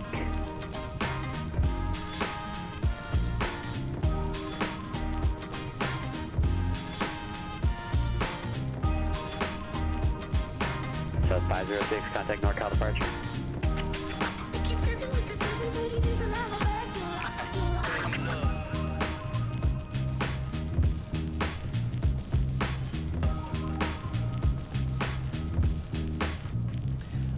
Ron Goldenberg, you're having a problem with the installation of the beta. Honestly, I wouldn't be able to help you. I wish I could, but I wouldn't be able to help you. Only issue that I personally had updating to beta is the fact that I was on basically the full release version, and you had to download some specific config file from the Discord to actually get to the beta, and I didn't know that. So that was my problem, but I finally got the config file from the Magknight Discord channel, which I think you can get from, just look it up on the forum, and you can get the link to that. That's my problem. So honestly, I don't know. I would recommend going to the Magknight Discord, and I'm sure they'll have somebody there that can help you out. They've been pretty helpful, helping people get things updated and getting working. Jet Kid 1230, how is the INI Bills 8300 on frames? I don't know. I do not have it, so I don't know how it is on frames. Citation 22 Gulf Strings departure frequency 124.0 squawk 2643. I have no clue. It looks like it would be heavy on frames because of how detailed it is and how much systems it has, but it might not be. It might not be that hard. 506 up, and to keep in mind the regs mandate that you do not exceed 200 knots below a Bravo shell. The speed coming out of Mocha LG, hello from sunny Germany. What's up, man? At least it's sunny over there. It's freaking cloudy over here in San Francisco where we just took off. I think where I live, I think it is actually pretty sunny today. I heard some GA planes doing a pattern. I live like right beneath the pattern of the local GA airport, so little Cessnas and Pipers fly over all the time. Like over like 500 to 1,000 feet. Drewski, is this plane worth buying right now, or should you wait? This is how I feel about the Magknight. Buying the Magknight 787 not only is getting yourself a plane, but it's supporting X-Plane 787 development. When I bought it, it was really not very good. It was very disappointing, actually. But when it came down to the facts, like, well, I want X-Plane to have a high-quality 787, just like Quality Wings has. Obviously, it's not there yet, but the developers and the team behind the plane are working on it. And they're working really hard at it. So, part of the reason that I bought the plane was not just to have it and to try it and to use it, but also to support the 787 project, because obviously, you know, it takes money to build a good quality plane. And so, yes, I would recommend buying it to help this project. But if you're expecting a fully, like, complete, high fidelity 787, no, do not buy this plane. Keep in mind, it's only under a Bravo shelf that regulation is in effect. So underneath the Bravo shelf, you're in. It also kind of depends on your take on Microsoft as well. Are you wanting to spend money on Microsoft?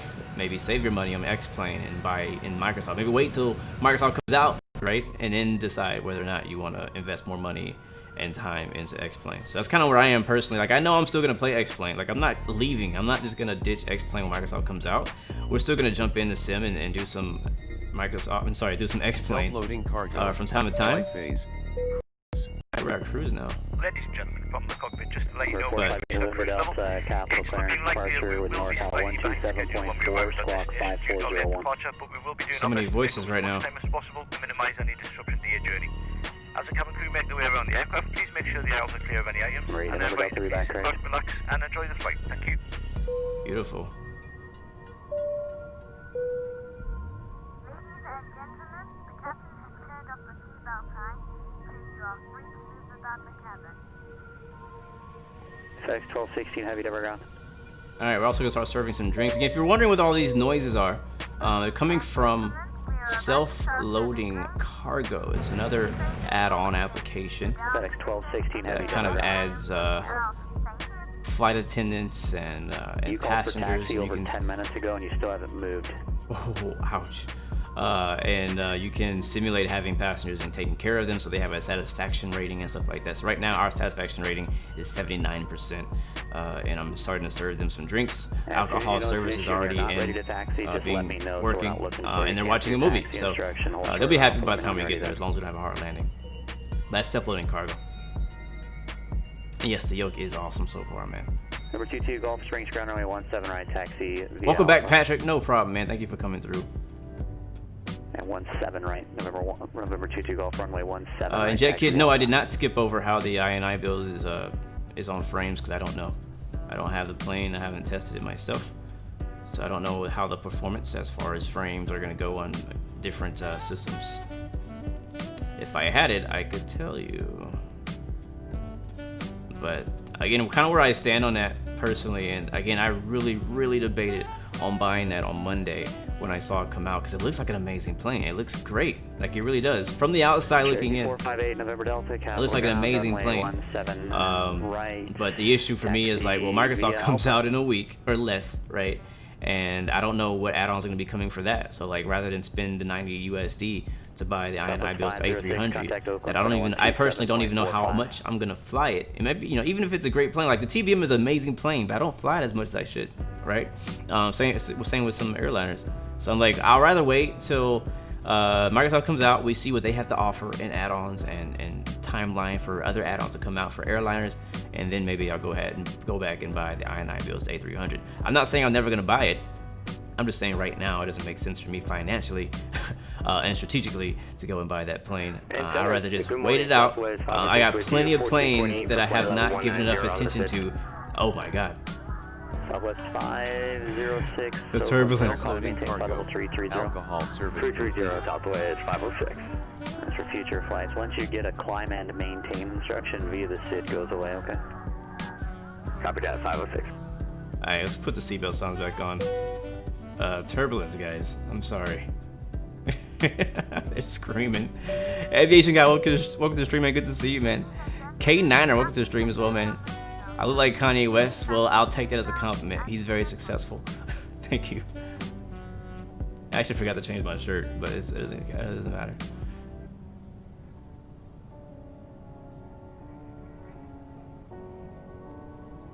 Oh wow, so people have said that reports are comparable to the Flight Factor A320, which is not good. Just to let you know, we're expecting a small amount of turbulence up ahead. That's not good. And as such, I've turned on the seatbelt sign. For your safety, please remain seated for a few moments until the lights turn back off. Thank you. Hey, K9er, I don't know if you're new here or not, but we don't discuss cracked games or how to get cracked games on our in our chat. Obviously, you can crack or find things for free on the internet, but we don't discuss how to do those here. We support our developers out here.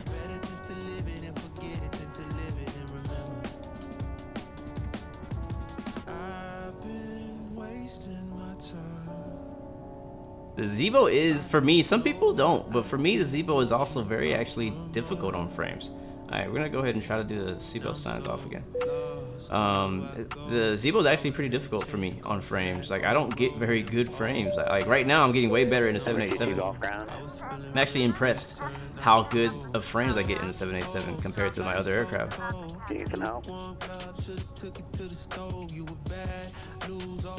Agreed, Fog. Once Microsoft gets some really good... Oops, I'm sorry. Self-loading cargo.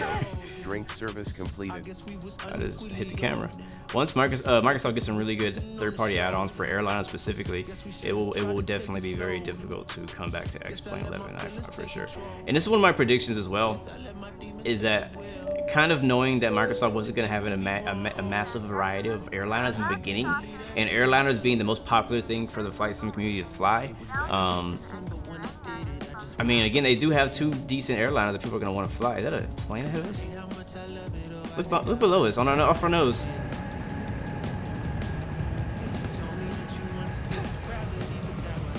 That's dope. I don't know if that's a real person or if that's a Traffic Global, but that was pretty cool. I saw him coming from a ways out. What was I saying? Yeah. a lot of people honestly are going to come back to X-Plane and fly the Zebos, fly the IXCGs, the 727. You know what I mean? Because like X-Plane is established. X-Plane's been out. X-Plane 11. This version's been out for what 4 to 5 years now. So there's tons of add-ons, and people have already been playing and using and have appreciated. You know, when we get into Microsoft Flight Sim, it's gonna be a completely new sim without a lot of the tools that we are used to using. So yeah, yes, I am using Trek IR. How do you activate and deactivate it while being in the cockpit? So by default, Trek IR to activate and deactivate is F12 and F9. So let me see. Yeah, so F9 is to activate and deactivate it. So like now if I look around, does it move? Hit it, I can move around. If I hit F12, F12 actually centers it. So if I look to the left, I hit F12, it centers it. Now I can look straight ahead, F12 is centered. So by default, those are the keys. Delta, runway 17 right, Alpha 5, taxi Alpha 5, contact ground or tower when you're ready. Those are by default the keys. Frontier 18, welcome to the stream, man.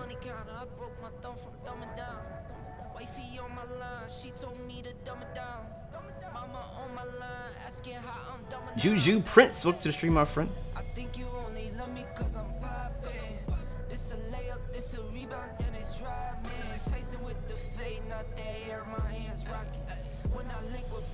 Sure thing. Peter Young, welcome to the stream, man. Good to see you. Zebra runs like a dream for you. What do I like most about X-Plane? It's really kind of up to aircraft performance, weather, pilot I don't know, man. That's a great question. It's just an all-around good simulator. They do it all the time. By default, obviously, it doesn't have great scenery, but the graphics that are capable within X-Plane 11 are very good, in my opinion. Like the graphics of the plane. By default, the scenery doesn't look that great because it's just default. But once you customize, I love how easy it is to add scenery and ortho. I have a lot of things that I don't like about it, but there are some things I do like about it too. The third-party add-ons being one of them. I love how the community are able to create and publish free aircraft and free scenery. Flight models are great. They spend a lot of time working on flight models by default for X-Plane 11, so those are going to be quality.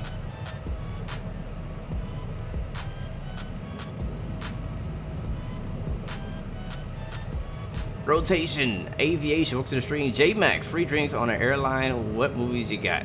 What are we watching today, guys? Give me some votes for the movie today, for the flight. Probably watching, actually, no, we're gonna watch Top Gun. That's now available on Hulu. I saw it yesterday, and I'm like, yeah, I want to watch that. I haven't watched it yet. I've seen it before, but I haven't watched it yet on Hulu. But yeah. Self-loading cargo is a payware, yes. X-Plane is just a game. That's funny. Number 22, Gulf Springs Tower, fly runway heading, runway 17 right, cleared for takeoff, wind 1607. You think that higher percentage fixing things? Really? Like you think 70% of flight sim customers will be gamers? That's pretty high. And Jack, they have actually addressed that, and hopefully they'll have that fixed by release. That whole no suspension of the landing gear.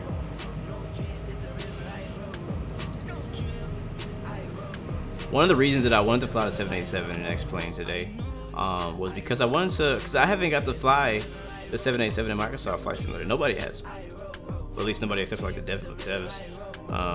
And so I was just curious to the difference. So I kind of wanted to learn. I have never really been flying. I've never been a person who flies the 787 very much. And I wanted heavy Denver ground squawk 5264 transponder on, please. But I wanted to kind of see what X-Plane has to offer as far as 787 and the quality that we get here, how it looks visually, how the systems work, all that kind of stuff. And then when I get into Microsoft Flight Simulator in their 787, I'll not only know how to start the plane, but I'll also be able to compare like what's missing. Because I personally think, and again, I'm not saying anything that I know. Like I don't have access to the 787. I really don't. So I'm predicting though 16 heavy Denver ground runway 17 right, that the Magknight 787 may be just a little bit more advanced. than Microsoft. 115, or pardon me, 116 heavy against runway 17. How many 116s are out there? Jesus. Runway 17 right. Taxi Mike. There's like 3 116s on frequency right now. Rotate Aviation. I found this livery. There's like a pack of like 20 liveries for the 787, and so I downloaded that. It came with 2 United liveries, an American, a bunch of other countries, and so yeah, there's a lot of stuff in there. Currently, add-ons, I'm running Orbix, Northern California. We're actually flying down into Southern California now. Let's see where we are. So that's what I'm running as far as scenery. Obviously, the 787 itself is an add-on, so we're running that too. I'm running Ultra Weather XP. Yeah, I believe this is considered Southern. I think it starts at Bakersfield, so I think we're still in Northern California. Avatab is an add-on that I'm using right now. Getting 28 frames right now with this view. Number 22 Golf left turnout is a I'm running self-loading cargo, air hauler, active sky, and I think that's it. Kingsley, would I recommend the 787? Actually, yeah, I would. I don't know how much it costs. I haven't looked at that, but I actually do like it. I mean, it has its, you know, the 116 contact LA Center 133.2. 133.2 9116. 133.2. It has its downsides, but it's a decent plane. You know, it's not going to be to the quality of some of the other stuff that you've seen, but it's a decent plane. It's flyable, in my opinion. At least so far. I haven't found any bugs that are groundbreaking or plane breaking. LA Center 9116 heavy, level 390.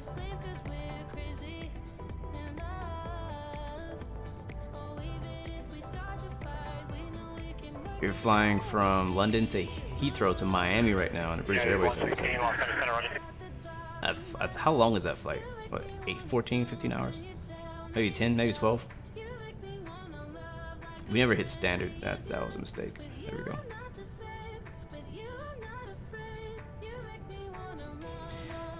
Yeah, the supposedly did a survey of those interested in Sims at all until you saw the graphics of FS 2020. No other like 5 like me. Wow, that's crazy. That's pretty cool. Fixing things. So you were not interested in the simulators at all until Microsoft Flight Simulator showed their graphics. That's pretty dope. That's pretty crazy. But my question is, like, I mean, well, I guess you won't know until you actually get into the sim. But I'm wondering, like, how you will enjoy it. Like, and how will you enjoy it? How will people like you who are just like never really interested in simulators? They saw, oh snap, this looks amazing. I want to try it. I want to play it. Like how, and also how long will the lifespan last? You know, because a lot of games, most games, have a lifespan. Whether you play like a Hitman game, a Call of Duty, you play the game, you love it, right? It doesn't matter how much you love it, but there's gonna be a time where you just kind of get uninterested. You've already kind of done everything there is to do in the game multiple times, and now you're looking for a new game to play. How long will Microsoft Flight Simulator last? Not only for the usual flight sims, but the people who are just getting in the flight sim. And my side note on that is I think that people who get into the Microsoft Flight Simulator and just play it, you know, right out the box, just play it, have fun, do a few flights here and there. But I think the people who are really gonna enjoy it and actually last longer are the people who actually learn the ins and outs of how to fly a flight sim. So I think that's part of the fun for a lot of us. It's not just flying and doing the landing challenges and landing big planes at small airports, right? You do that, everybody goes through that phase. Like that happens, it's cool. You know, it's a phase of interest in aviation and interest into flight sims. But my question is, for those people, like how many of those people are gonna like go dig deeper? Like, okay, this is pretty cool. Like now I want to learn how to fly an A320 and start the engines up myself, or I want to fly 747 and do the engines myself, or I want to learn how to do a auto landing in the 747 or the A320neo, right? Like that's where it starts to get more interesting. Once you do all that stuff and you start flying on with ATC, like real ATC, not in-game robot ATC, but the ATC we got today, which is like real world ATC traffic, who we're talking to using real ATC words. Like once you get into learning all that stuff, that's where you're gonna have a person who's long-term into flight simulators in general. So yeah. Christopher Ramirez, do I ever swear it? No, I do not actually. Only one flight today, Browning. But yeah, baby, you can only fly. Uh-oh. Check, check. You can only fly to your house like once or twice. Once you've done that, like what are you gonna do next? You know. Did you buy the 787 or the A350? Huh? Well, which one do you prefer? Are you a Boeing person or an Airbus person? Captain Henry, hello, welcome to the stream, man. Good to see you. Thank you for that, fixing things for you, and welcome to the stream, everybody who's coming through, all the new people. Thank you guys for coming through, and all my regulars, the Blue Arrow family.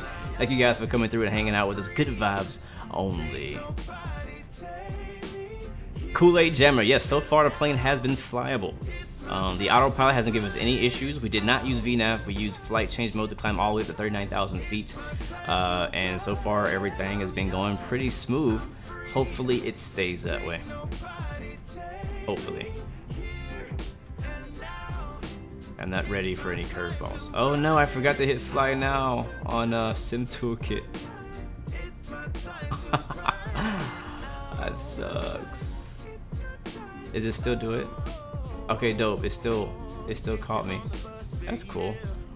If I did that in Project Fly, I'd be like, nope, your brakes are not on. Alright, our ETE right now, guys, is 44 minutes to Phoenix. So we got quite a while, plenty of time to talk, hang out, chill. We probably won't descend to about 15-20 minutes before we get to Phoenix. We'll also be descending via the arrival, so we'll walk you through all that stuff as that goes. Jet Kid, you work for airline. Wait, you work for airline and find yourself in San Francisco often. Let's meet up in a public place, of course. Yeah, in front of a lot of people. I don't live in San Francisco though. I live in Houston.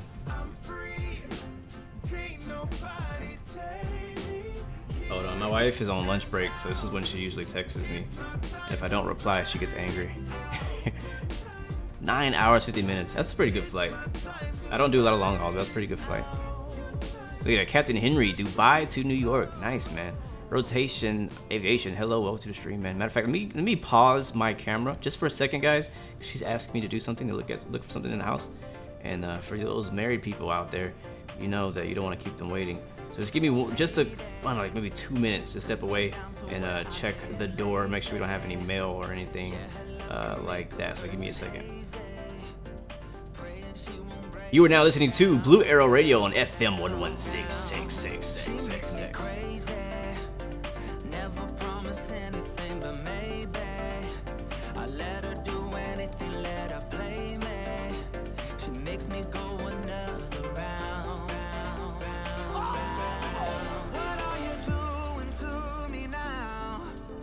Self-loading cargo, boot service completed. Now you're all I ever dream about. Since I saw you, there's no easy way out. Hear me calling out to you. It's all that I can do. Baby, I am falling. Can't you hear me calling out to you? That's all that I can do. Tell me that you want me. Tell me that you need me.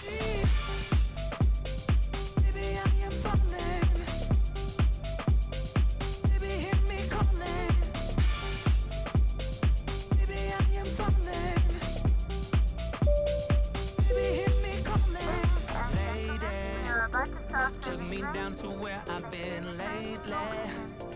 Yeah, her love can make a person hazy. Praying she won't break me down. Yeah. What are you doing to me now? You found a way to me somehow. Now you're all I ever dream about. Since I saw you, there's no easy way out. Hear me calling out to you.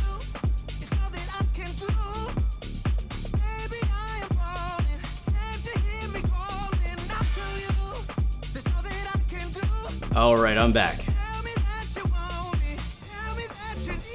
Hey. Yeah, so funny story. Well, not really funny. We've been having issues receiving packages here lately, and we don't know why. Our mailbox is actually broken. That might be part of the reason. But me and my wife have been missing packages, and she's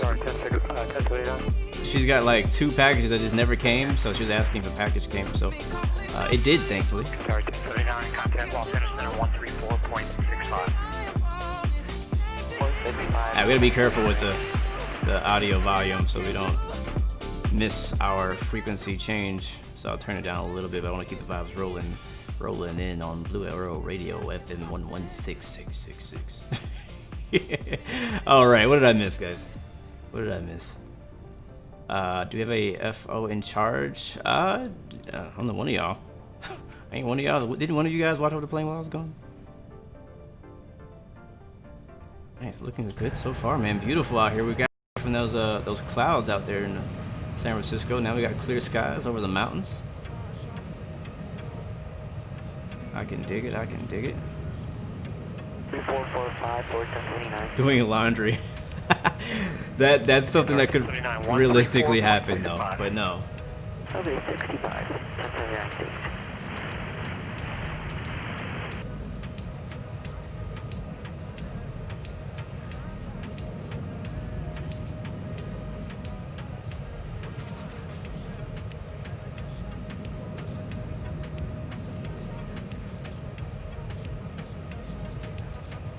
Happy wife, life. That's actually very true. I hate the quote, but it's true. Welcome to the stream, man. Good to see you, bro. Just Gaming Farmer, welcome back, my dude. Self-loading cargo, drink service completed. Yeah, that is true. Microsoft is. Every flight simulator technically has 40,000 airports that you can go to in the sim that you can never afford to go to in real life. So you can do it in any sim. I think it's going to be cheaper. Honestly, once it's out and it's in the market, and you know, X-Plane will still be out here doing their thing. P3D will probably still do their thing, but it's going to come down to cost. How much does it cost to really enjoy a sim? And Microsoft is going to be the cheapest, because Microsoft is going to have all of this scenery you see right now for free, right? Like, it's going to be base, default. That's where it starts, and all the add-ons built on top of that scenery. But for me, I started out with X-Plane. Holy crap! Look at this. Started out with X-Plane. None of this scenery was part of X-Plane. Thankfully, you're able to get a lot of free ortho because of, you know, third-party developers. You're able to get free ortho and make your sim look this good for free, but you got to put some work in and have a lot of hard drive space. But this right here is actually Orbix. I paid whatever amount Orbix charges for this scenery, and it does look amazing. But I don't know. We'll have to compare once we get into Microsoft how like Orbix True Earth sceneries look compared to like Microsoft Flight Simulator default, because that will definitely be a comparison right there. So we'll see. I do believe that Microsoft is gonna be a cheaper way to go a year from now, when Microsoft has a lot more better add-ons and third-party airliners, some stuff that people want. You know what I mean? I think there's gonna be a lot tougher competition. But I don't know.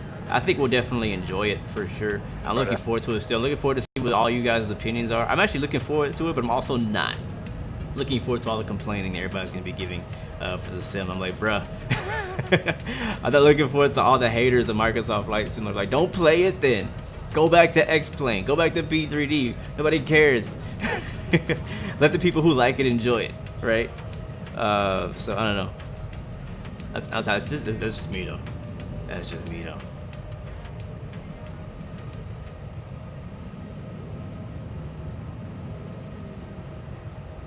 That's just me though. But I mean, honestly, let's go back to the 787 by Magknight.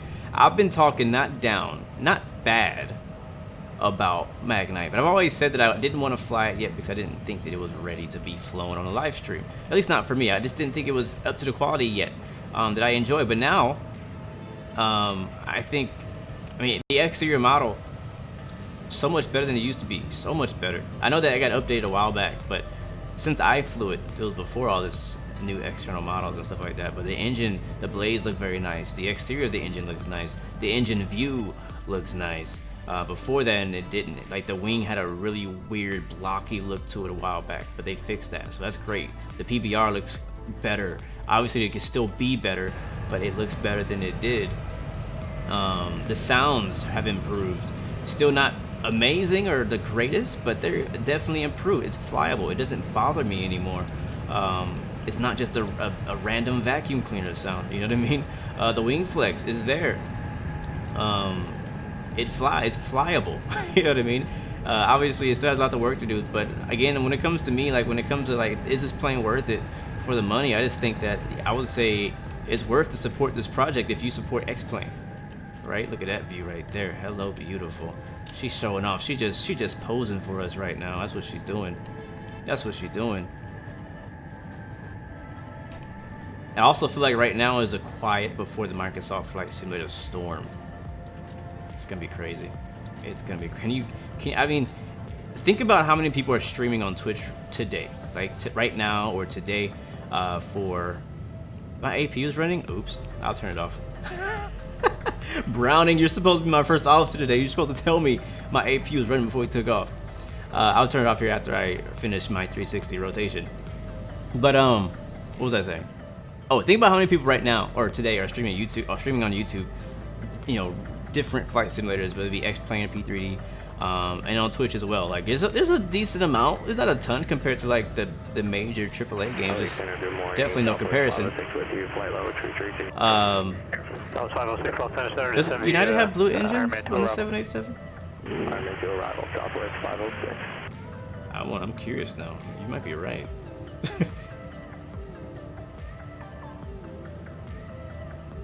What was I saying? You took me off my friggin' train of thought, man. Yep, you're right. The United 787 has blue engines. I think because of the update, it might have screwed up some of the liveries. Because Browning was complaining about the American Airlines having the wrong engines as well. And it might be because I picked the wrong engine set. I got the GE instead of the RRR. Alright, gotcha. Alright, anyways. Yeah, next week, man. The amount of people streaming the amount of people streaming simulators in general, which includes mostly Microsoft Flight Simulator, it'd be record breaking, right? I won't be surprised if Microsoft Flight Simulator makes it on the homepage of Twitch next week, next Monday or Tuesday, whenever it comes. Does it come out on Monday or does it come out on Tuesday? One thing I'm trying to figure out. I should go ahead and make a video of me trying to survive different crashes in X-Plane. That's not a bad idea. It does happen. It does happen. Alright, let's get the APU turned off because that was something we should have done a while back. So, Gen's off and that off. Ain't doing nothing but burning extra fuel. How are we doing on fuel? Speaking of fuel. We got 14 on the left, 16 on the right. That's not bad. Should be enough to get there. And as far as distance to our destination and ETE, let's go ahead and check on that. Again, it's not meant to be a long flight. We're going pretty fast. We're cruising at Mach 0.84. And I did that on purpose because I didn't want to take my sweet time today. But if you look up your right wing, you'll see LAX. Okay, you don't see it very well, but it's out there. Let's see. Future IO, welcome to the stream, my good man. Good to see you, welcome back. I think that right there below us is Ontario. Yes, it is, that's Ontario. Oh, yeah, and then, I mean, we flew out here like many times. There's Auto Club Speedway for all my NASCAR fans. Speaking of NASCAR, NASCAR's going to the Daytona road course for the first time like ever. And they actually even added an extra chicane. So I actually need to try it out. I haven't actually got to do it on iRacing. They updated on iRacing already. There's LAX over there. So I do want to try it before it's too late.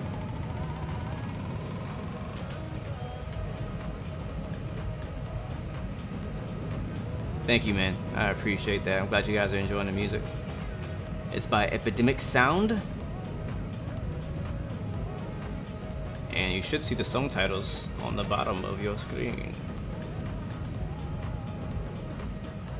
Where did I find this livery? Again, all the liveries I have for the 787 right now, I got them from the X-Plane forums. There's a Magknight 787 livery pack. And it comes with like 20 different liveries of a whole bunch of different popular airlines. So any airline you're probably looking for is probably in that pack. This is just the only one I've flown so far. Oh my god, that's so sexy.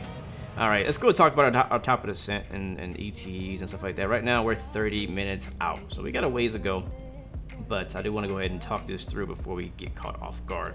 Maybe getting switched from LA Center to something else in not too long either. So I'm gonna go ahead and pull up our AvaTab chart. This is something I'm gonna miss in Microsoft. I hope that they do incorporate some type of chart feature where you can see it in the sim. You don't need to have like Preflight on your phone or something crazy. So let's go back. Not sure why I'm getting so little frames. Probably because I'm flying around the LA area. I don't know. I'm not gonna worry about it. Airports. Swiss One Super, welcome to the stream, man. Good to see you. No, the NDA has not been lifted, my friend. If it was, I would be not playing X-Plane right now. Alright, Phoenix. United 116, contact Los Angeles Center, 124.62. 124.62, United 116. 124.62, 124.62, 124.62, 124.62, 124.62. Okay, I repeated to myself to remember. Oh no, format error. 4K. 124.62. Okay, that's not good. That's not good. 124.62. Captain's people work to the stream. 124.62. Hold on. Hold on. 124.62. Okay, let's try it now. Wait, hold on. Delete. He's like, why are you taking so long? Alright, I think it was because it was 625. That's why I was complaining.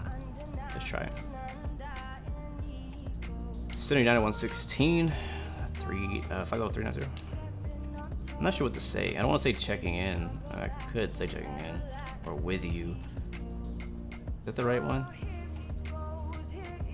I saw that, yeah. I was trying to throw all these other numbers at me. United 116. Just checking in. 390.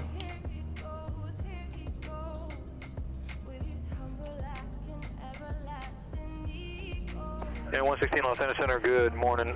Cross Skull at maintain level 250.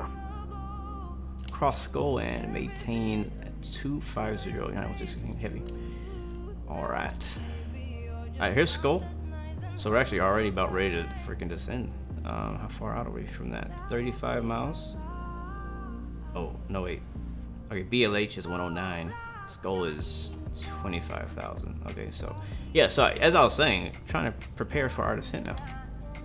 So here's our arrival chart, and yeah, I'm hoping that they have some kind of thing. I'm pretty sure if it doesn't, pretty quickly somebody's gonna code a third-party, hopefully free add-on that allows you to like incorporate Navigraph or something like that into the because if you've seen the videos, they have like iPads in there.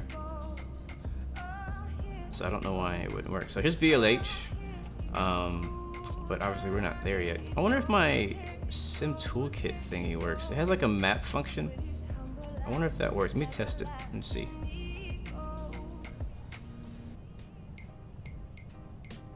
Okay, that looks broken. That looks very broken.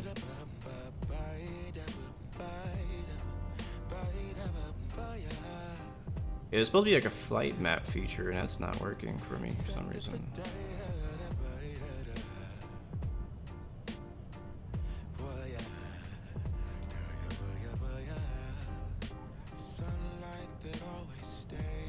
Oh, it's because it's locked. Okay, here we go. Trying to adjust this thing on the fly. Okay, that's not what I want to do. Why is it overlapping?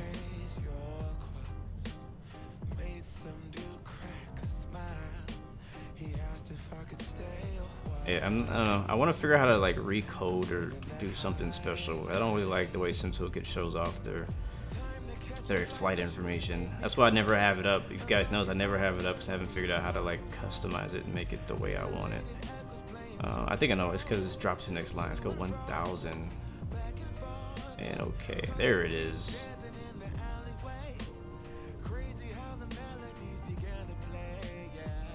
Alright, so that's there in case anybody cares to see it. Might move it. I'm not really sold on where it's at. What I really want to do is, you see this big bar on the bottom of our screen that we're above the blue games information and stuff like that. Like, I want to use that bar as my progress bar. I just don't know how to do that. So maybe I'll figure it out someday. And the live map is definitely not working. But anyways, I'll leave it up, I guess.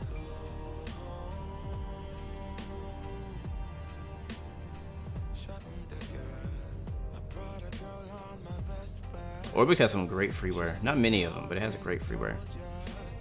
Arctic Mini. Everybody say happy birthday to Arctic Mini. Thank you, man, for coming through, and happy birthday to you. Alright, guys, I need to focus on the descent planning. So give me a second. I'm kind of be not looking at the chat for a little bit. So yeah, we're not quite at our top of descent yet, but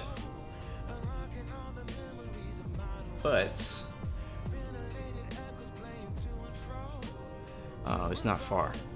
Maybe probably like 10 minutes away from our top of descent right now. That's my prediction. I'm trying to figure out exactly where it is, so we can cross that waypoint at 25,000 feet. My heart's in Stockholm.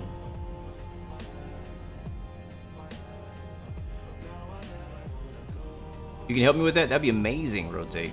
Make it happen, bro. Let's do it. Help me with the top of the descent.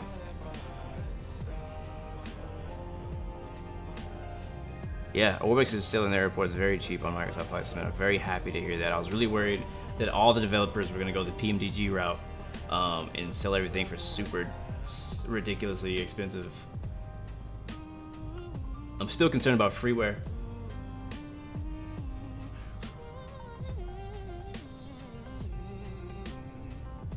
Alright, so you know what we're gonna do? We're gonna descend. I don't think that's gonna work. We're at 39,000. We need to be at 25,000 at Skull, and Skull's here. There's not a lot of. It's only 35 miles in between these two waypoints. So 35 miles to descend from. I guess that's definitely not our top of the descent. So we need to descend before BLH. And I have a calculator thing here. I guess I should use it. I guess I should use it. So let me go ahead and try.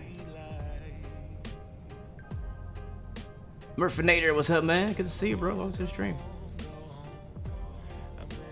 It does actually. It would actually tell us here too, but it might not be. Let's see. Let's just test. Let's test the Zevo. Sorry, not Zevo. Ooh, all the wrong. Let's test these guys. It says top of the descent is in 48 miles. Yeah.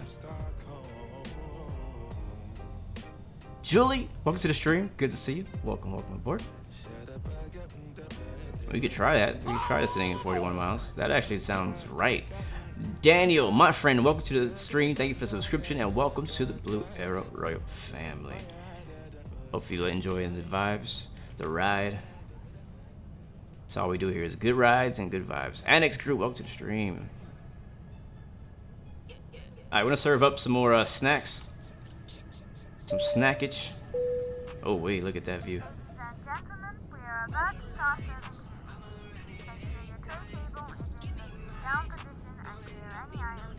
Captain Rick, welcome to the stream as well. Let's go ahead and set our altitude to 25,000 feet.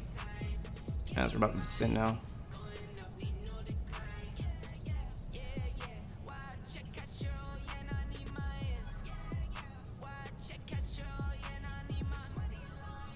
And right now we are about 80-ish. It's rounding up to like 80 miles to Skull. We need to be at 25,000 feet. Again, we have a lot of altitude restrictions today on this arrival into Phoenix. So let's go ahead and get prepared. I'll be descending here in just a few minutes. What I'm going to do is I'm also going to go ahead and put in the... Actually, it's going to be here. I'm going to put in the nav information for the ILS runway 8. Even though we don't know we're going to get it yet. I'm going to put it in just to have something in there, so if we do get it, then yes. If we don't, then we'll just have to change it to what the actual ILS for the runway we're going to get is. So 111.75 is the ILS frequency. So I can actually type that in if I just click here. 111.75. Actually, not enter. That doesn't work that way. Nav 1. And our CRS, which is our course for our localizer on the ILS, is 078. We can type that in also, 078. And boom, now it's plugged in for nav 1. I'm not gonna do it on nav 2. I'll leave that one alone. And then that's it. That's basically all we need to do to get set up for the ILS runway 8. If we get a, we're gonna request it. We don't know if we're gonna get it. We also need to go ahead and get the ATIS information for Phoenix, because once we get over to approach, he's gonna want us to have the ATIS for Phoenix. APHX. Information Delta. So alright, so really quickly I'm gonna read the ATIS off to you guys for Phoenix. Winds are 320 at 5. Sorry, the visibility is 10. Few at 9,000. Few at 20,000. Temperature 37, dew point 14, altimeter 2989er. Arrive runways 07 right and 08. Deploy runway 07 left and 8. Visual approaches in use. ILS runway 7 right and ILS runway 8 approach in use. Simultaneous approaches into parallel runways in use. VFR departures of contact clearance delivery. Advise on course heading, altitude, and if flight following is requested. Read back all runway assignments and hold short instructions. Advise on initial contact. You have information. Delta. Yes. Arctic, did I stop playing Infinite Flight? I mean, I wouldn't say stop. I'm just not playing it right now. If I do ever officially decide to stop, I will tell you. Probably have to make an announcement and be like, I'll be like those people on the Infinite Flight community forum. Like, all right, guys, I want to announce that I'm leaving the forum. I'm moving to my mom's house, and she doesn't have internet, so I will not be able to fly with you guys anymore. All right, so that's cool. And I think we should go ahead and descend ahora. So let's make it happen. So vertical speed mode. Where's vertical speed? There it is, vertical speed mode. And we also announced that we are on our top of descent. Ladies and gentlemen, from the cockpit once again, you'll be delighted to know that we will shortly be starting our descent, at which point the cabin crew will start preparing for our arrival. If you can make sure all aisles are clear for the cabin crew as they start making their way around the aircraft, it would be most appreciated. Thank you. Alright, as you see, we are descending. Pretty quickly as well, because we don't have a lot of time to get to Skull at 25,000 feet. Alright, back to our charts here. Alright, after Skull at 25,280 knots. Food service completed. Keep that in mind. Self-loading cargo. Flight phase. Descent. Keep that in mind. 280 knots at Skull, as well as 250 knots. And then we have 240 at or above. The hardest restriction is the 250, because at 250,000, at 25,000, not below, not above, at 25,000 is the goal. At Spink, we need to be above. So you see that line below the blue words? That means you need to be above that altitude. So above 24,000 at Spink, and then we have a below. So now the words are below the blue line, below 22,000 at Cinera, and then after that it says between 19015. So we'll see what they give us throughout this section here. But that's what we're planning.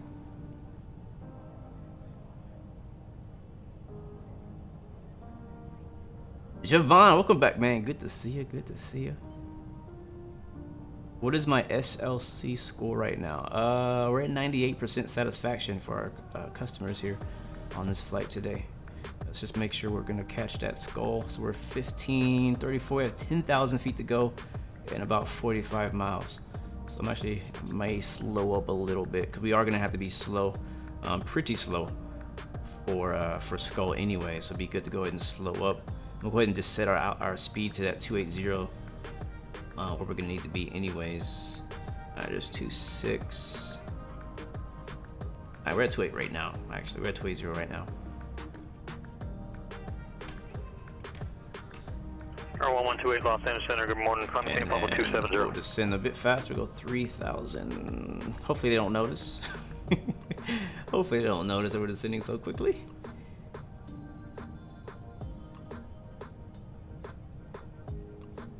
Kieran, you can get the beta link from the Magknight Discord. I do not have it on me, sorry. Have I ever tried PUBG? Have I? Yes, I believe, yeah, I've tried PUBG. I think I tried it when it was like free for like a weekend or something. I never bought it though. I was planning on buying it, I just never bought it. Butterboy, New York, yes sir. Honeycomb, sweet. Marco, this is not the new flight simulator. It's so ugly. I wouldn't say ugly, but yes, it is definitely not as pretty as Microsoft Flight Simulator will be. Yeah, I wouldn't go as far as saying ugly. Not right now. If I was running completely default doing the same flight, yes, I would say this is ugly. All right, how are we looking? 3 miles from BLH. We got 5,000 feet to go. I think we're gonna make it. Let's put some spoilers out too. That'd be a good idea.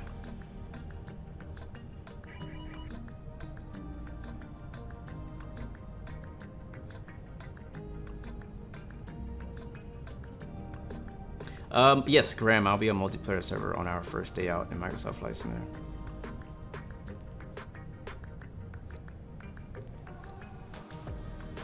Alright, stay in the cockpit, we need to make sure. Alright, so we just passed BLH, making a turn for 34 miles to Skull. We're looking good, we're at 28,000. We're a little fast, but I think we're gonna get there early and we'll be able to have some time to get slowed up to 280 knots when we get to Skull.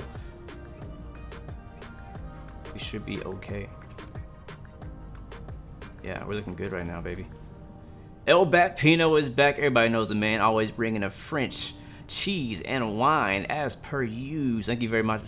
Thank you very much, my friend. Merci beaucoup. Thank you for coming through again and stopping by, showing some love to the Blue Arrow family. Thank you, man, very much. Patrick Salmon, we don't know. Have I ever played any Ace Combat games? I love those games. Unrealistic but fun. Yes, I 100% agree with everything you said in that comment. I love Ace Combat. It is in no way realistic, but it is so much fun that you don't even care that you're not being realistic. It's just that much freaking fun. Yes, I have the newest one that came out for the console and PC. So I've been playing. 116, contact Albuquerque Center 128.45. See ya.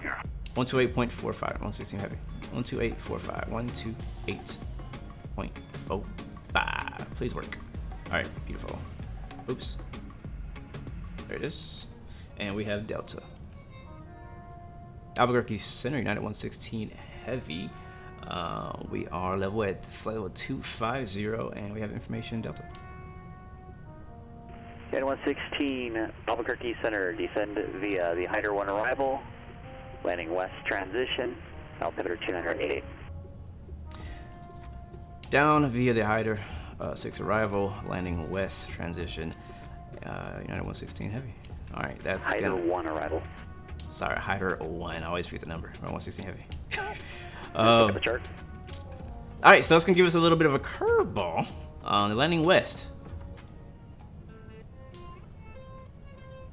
Yeah, west, which is not the direction we were planning for.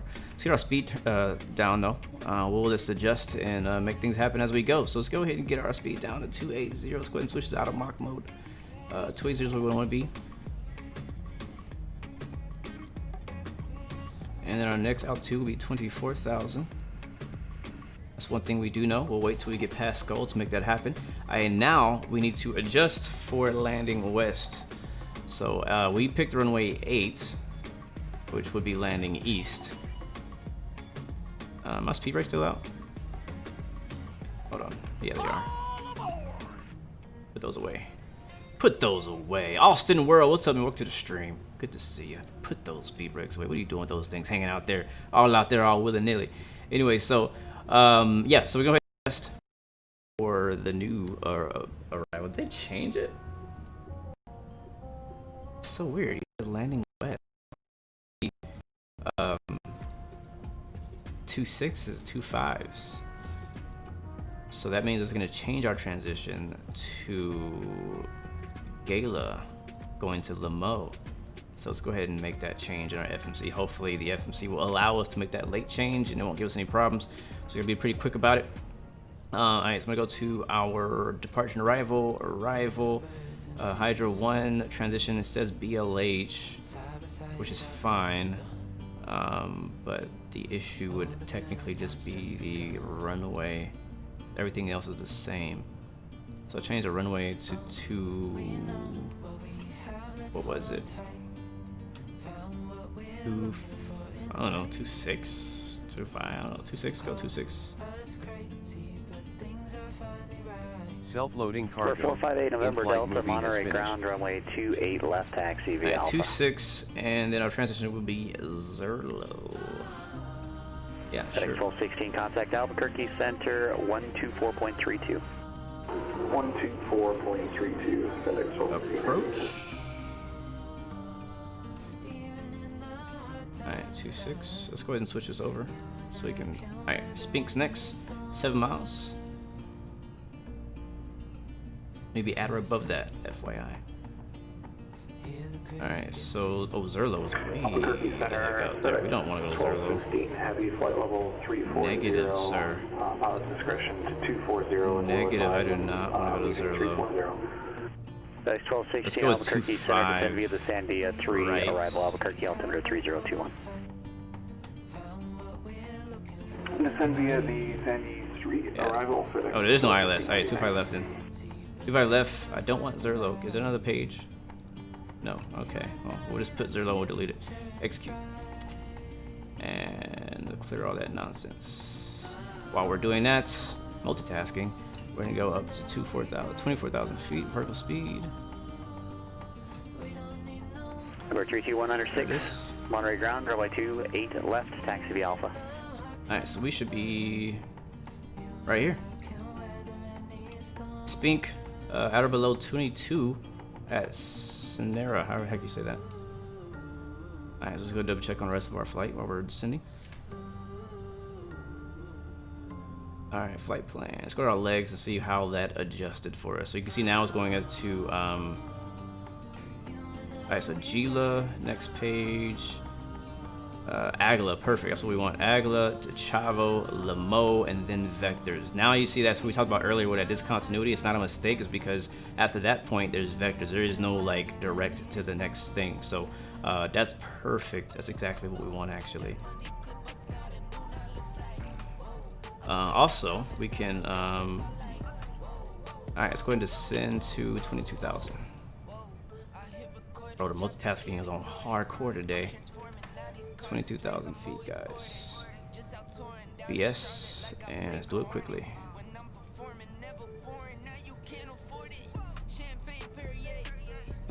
Alright, I want to keep that at 280. There's no more speed restrictions until we get to Hydra at 265. So we'll stay at 280, that'd be fine. Alright, seatbelt signs on, guys. Sorry if I'm not answering some of your questions in chat, guys. I'm kind of busy trying to get the aircraft situated for landing in Phoenix today, guys. So sorry, we'll talk when we get on the ground. Alright, looking good. So cool. FMS did what we wanted it to do.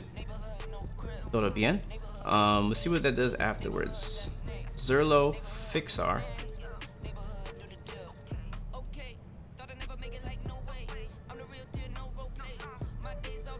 Oh, I think the ADAS might have just updated. Let's see. Yeah, wow. Echo, information Echo just came out. Landing 25 left and 26. Holy crap, that changed right as we got here. What luck was that for me? They just switched from east operations to west operations. Fun stuff. Alright, we're at 22,000. Beautiful. Here comes Sonera in just about 10 miles. We're looking good. So we'll expect 25 left. That's what we want. I'm actually gonna get rid of the runway 8 chart completely. I want to declutter some of this stuff. I have to do that because it just kind of helps me to focus when I can declutter the things that are in front of me. So 25 left, what we're expecting. We already have 25 left right here. We can go ahead and program our FMS to expect 25 left. It might not be it, but you know, we'll try. 115. Hold on. Here we go. 115.6.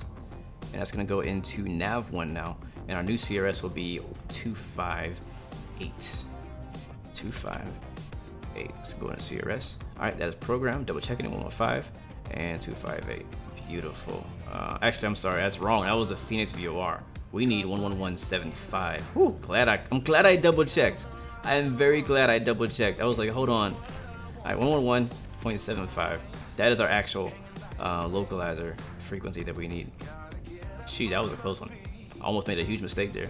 All right, cool. We're basically set up to land west in Phoenix now. So again, that's kind of threw me for a curveball there. We're also doing good in our descending via the arrival. Threw us for a curveball. So we were expecting to land east, and they switched it completely around. We just had to, you know, make a very last-minute change to our flight plan. So I'm very glad we had enough time to do that. And I'm glad for Avatab that I was able to kind of go through there and find out what I needed to do. So anyway, that's good to go. We'll continue as we pass Sonera.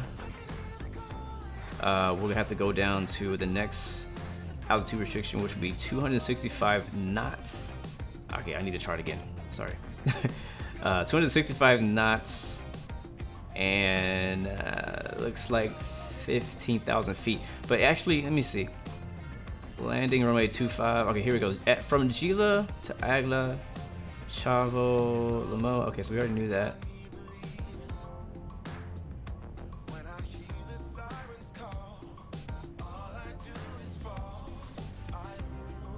Alright, it don't look like we have any surprises on the chart.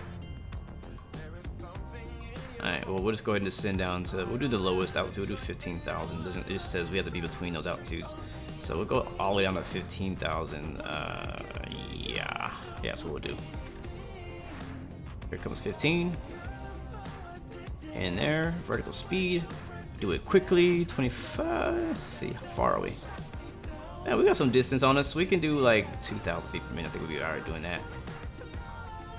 And then we'll keep our speed up until we get a little bit closer. Seatbelt signs are on. Checking on our self-loading cargo passengers. And they're looking good. They've already watched their last movie. All the in-flight entertainment and stuff like that is already completed. We're looking good. We're actually on time as well. So even though we left 15 minutes late, we're still on time. Got these guys here pretty darn quick. Jack Mac, I just started smacking buttons around. Yeah, man, that's what you gotta do. Oh, I didn't mean to do that. I'm not used to having my camera right there. I keep hitting it. I'm sorry, guys. All right. Take a quick breather and enjoy the scenery out here. Flying into Arizona. Where the heck are we? Alright, let's get slowed down actually, because we are going to be reaching that waypoint pretty darn quickly. Alright, 265 where we need to be in the speed. And we're going to throw some spoilers out. Throw those spoilers out. Throw them out.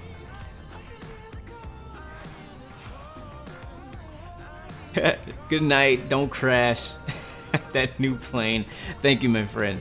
Thanks for coming through, man, and enjoying us, man. I do plan to have this video broken up into chapters, guys, so if you only want to see the takeoff or only the landing or whatever part you want to see, you'll be able to click on timestamps in the description once the video gets out.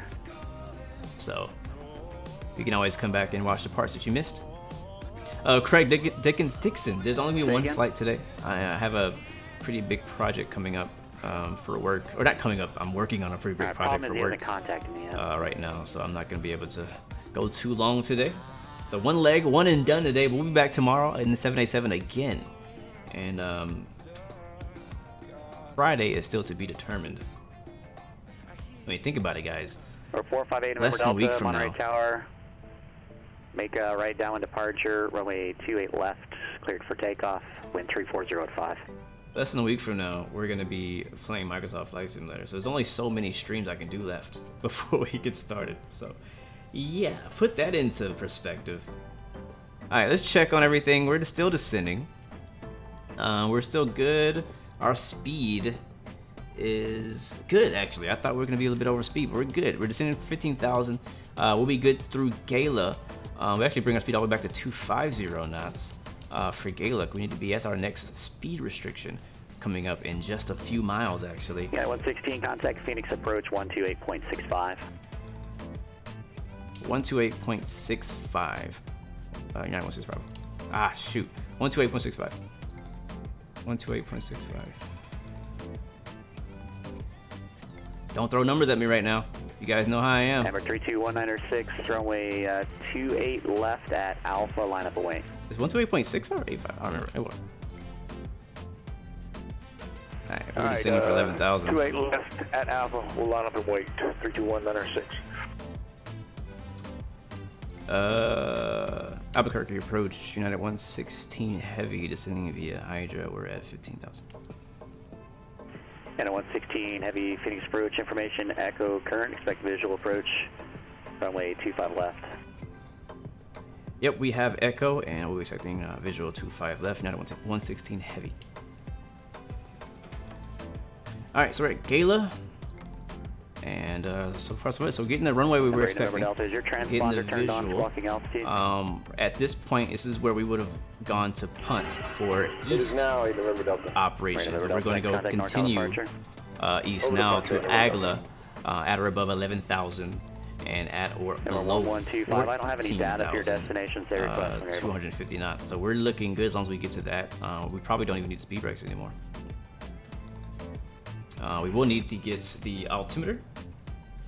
Information echo is now current. The new altimeter is 298. November 71125, clear direct Hagda, cross Hagda, or correction, clear direct Hagda, and cleared RNAV, runway 13 approach.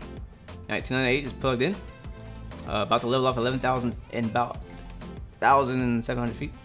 We're looking good, right on course. Number 32106, Monterey Tower, runway 28 left.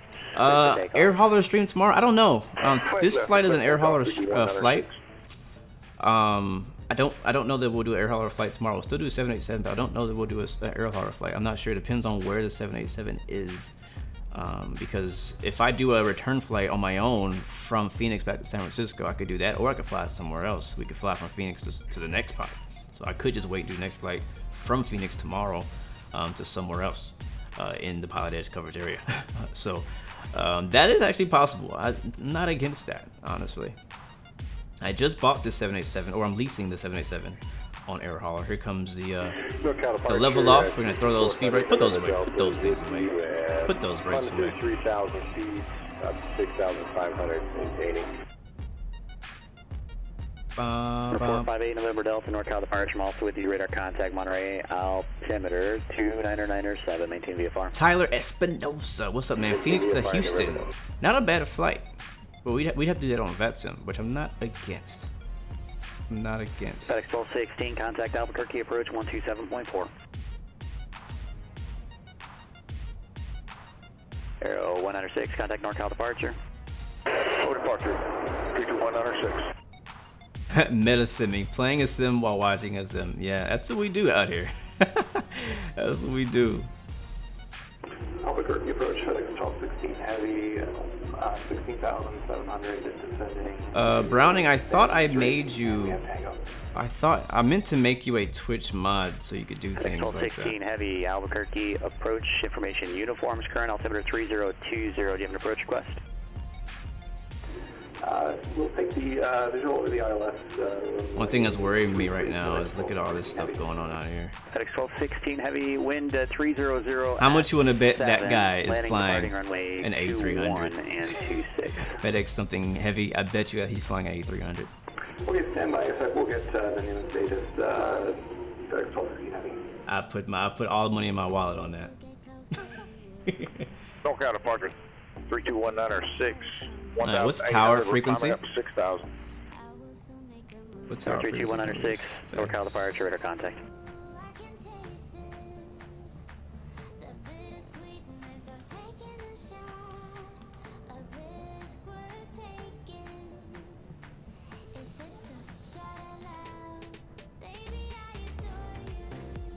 Alright, we'll do tower.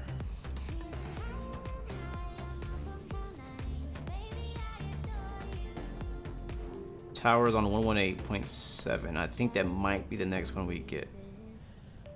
That's what I'm thinking. 118.7. So go ahead and put it in now.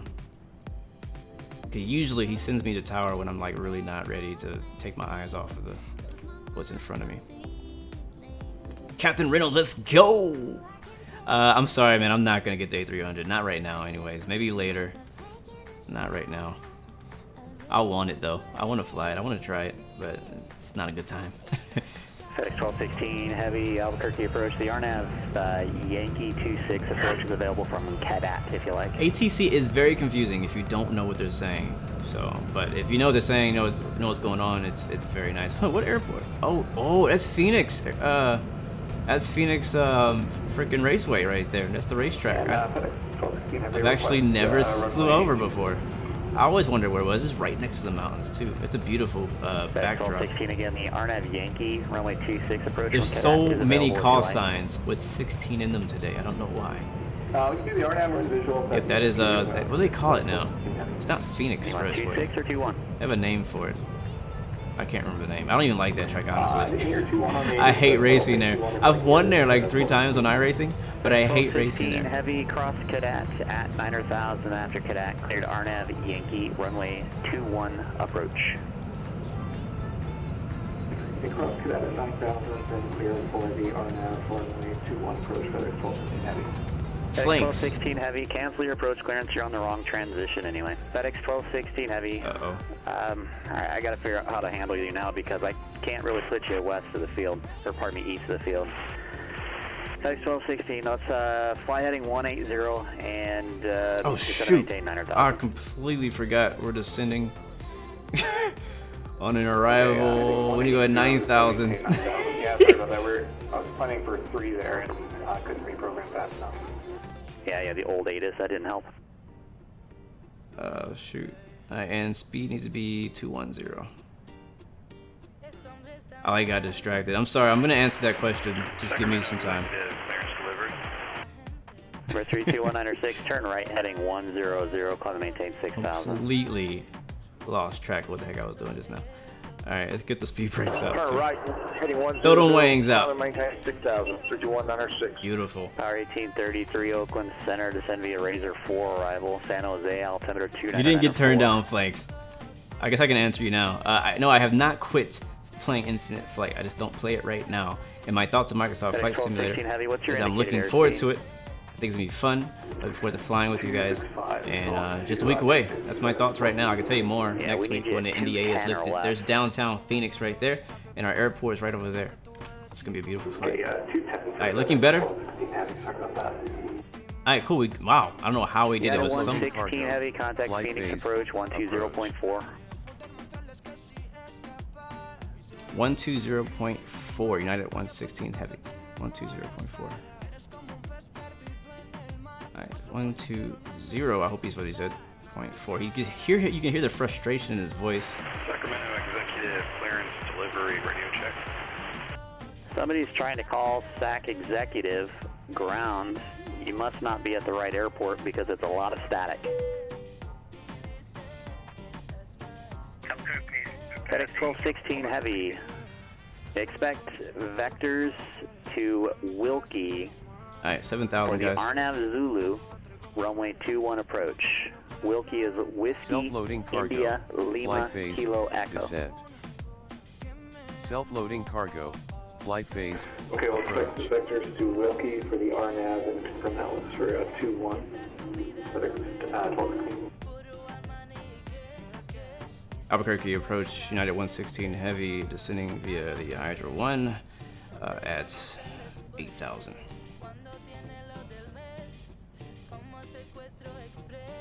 Lights are on.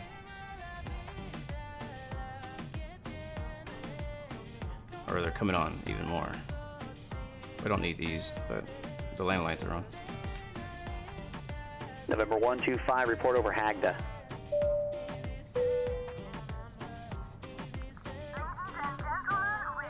Alright guys, we're at the land.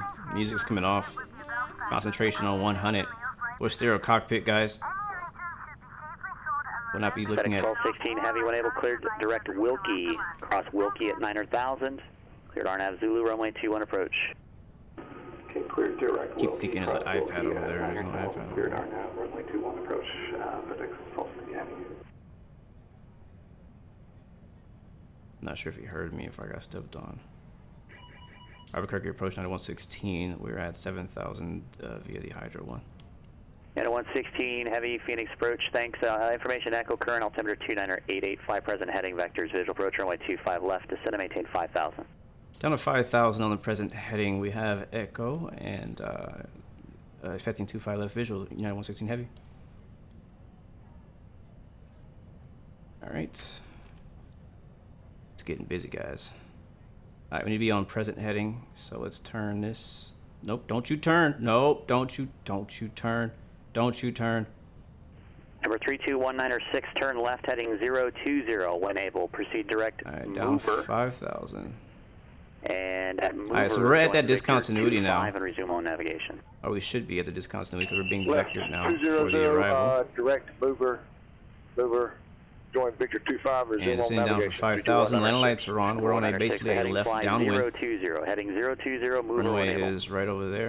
020, mover when able. Let's put those wings away.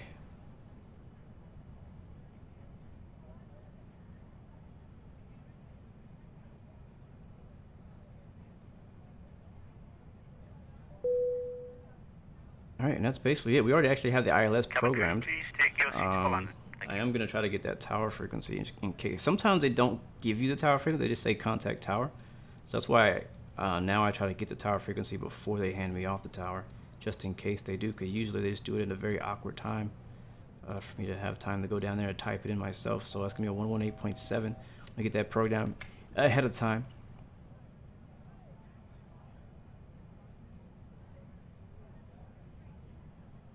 All right, there we go. Tower's plugged in. And we're descending for 5,000 feet. He wants us to maintain present heading. Altimeter right now should be 2988. Information echo is current. We're at 210 knots and looking okay. I think we actually turned to the right a little bit more than we should have. United 116 heavy, turn left heading 350. 350, United 116 heavy.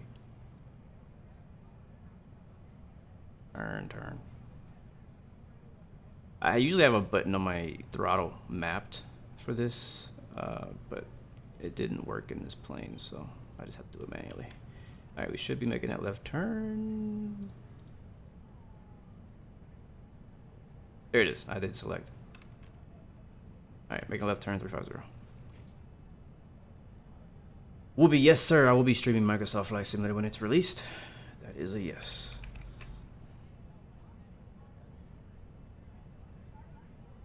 All right, I'm gonna go ahead and get Delta's leaving my airspace now. Radar services terminated. Squawk and maintain VFR for exchange. I'm gonna go ahead and get the camera ready, guys, for landing. Landing cam activated. There it is.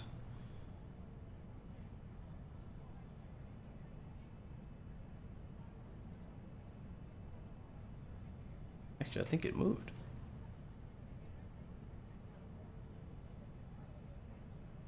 There we go. United 116 heavy, descend and maintain 4,000. 4,000, United 116 heavy. Alright, vertical speed, and down we go. We'll get some. United 116 heavy, turn left heading 270. 270, United 116 heavy.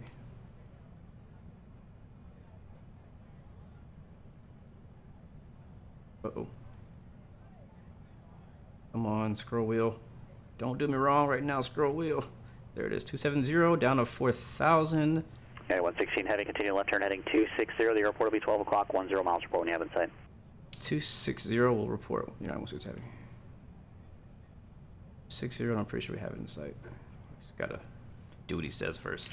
All right, Sacramento Executive, Skyhawk 429 Charlie Papa, looking to pick up IFR to Half Moon Bay, Hotel Alpha Foxtrot. Says 429 Charlie Papa, executive ground on request, standby. It's going to be full route for the tech route, standby. United 116 heavy, we have the field. And 116 heavy, roger. Just got word the right side is available if you like. I'll take the 25 right. Yeah, 116 heavy, cleared visual approach, runway 25 right. 25 right, clear for the visual, United 116 heavy. All right, so United 116 heavy, contact tower now, 120.9er, we'll see ya. 120.9er, United 116 heavy, 120.9er. All right, that is different than what I saw on the chart.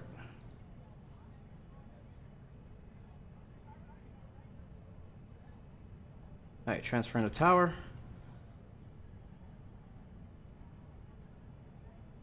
We at Phoenix Tower, United 116 heavy, inbound on the visual 25 right. All right, we're gonna go autopilot. United 116 heavy, Phoenix Tower, wind 270 at 8, runway 25 right, clear to land. 25 right, clear to land, United 116 heavy. We've had like the same controller this whole trip. Skyhawk 429 Charlie Papa. All right, what I'm also gonna do is I'm gonna hit approach mode to Half Moon Bay Airport, and that'll just help us find the glide slope which we've already passed. Also gonna turn off auto throttle. Victor 334. And we'll do a completely Sunol Sierra Uniform November Oscar hand flown Lima. landing here. Then direct. And no, I'm not in VR. I'm using track IR. What's up, Climb and maintain 2,000. Expect 7,000. All right, 5 we're minutes high after departure. We're clear to land though. NorCal on 127.4. Squawk 4653. Oh boy, I don't know if we're gonna make it. I don't know if we're gonna make it. All right, cleared to Half Moon Bay via Sacramento VOR, Romeo 334 Airway, S Sierra November Lima Oscar Lima, then as filed 2,000 and expect 7,000. 127.4 on the frequency and 4653 on the box. Self-loading cargo. 429 Charlie Flight Papa is phase. clear to the Half Moon Landing. Bay Airport. Radar vectors, Sacramento VOR. Now you guys can see Sierra all Alpha the stuff Charlie. I'm reaching for last second. Victor 334 Sunol Sierra Uniform November. I don't know about this Lima. one. I don't know about Direct. this one. We are well above the glide slope right now. Oh boy. All right, Sacramento We might have to VOR, force Victor this Airway one 334, then CNOL, then as filed for 429 Charlie Papa. Passengers are already Not then as screaming. filed because that's not what you filed. November 9 Charlie Papa, Sacramento VOR, Victor 334 Sunol Sierra Uniform November Oscar Lima. Oh, they're screaming already. All right, so Sacramento VOR radar vectors, then Victor 334, then Sunol Sierra Uniform November Oscar Lima. We're 429 boy. Charlie Papa, read back correct. We're finally on the glide slope. We're like 180 knots. Thanks for the help. We really should go around, but we're not. I'm sorry, guys. We're not going around. Brace. Brace. We're sending it right now. Clipper 291, Oakland Center, descend via the Silicon for arrival. Report leaving flight level 360. 40, 30, 20, 20, 10. Oh.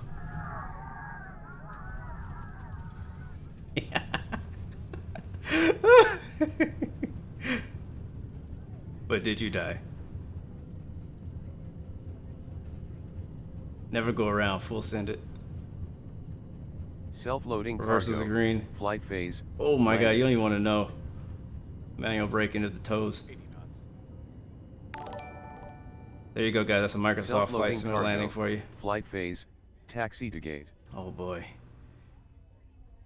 116, heavy right at Alpha 5, then right, or correction, Echo 5, right turn Echo, Delta 6, Delta, into the ramp, monitor ground, have a great day.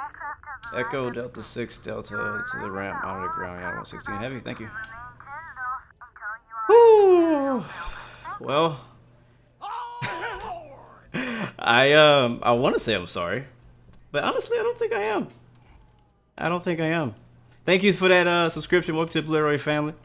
Let's get this camera switched over. That was an eventful landing. I will go ahead and confess. It was a 510 feet per minute landing right there. Considered rough. Yeah, I'll take that. The dogs were barking on that one. But it is what it is. We might have to repair the plane afterwards. This brand new 787. Poor plane. I told you guys. I warned you. I warned you to brace. I warned you.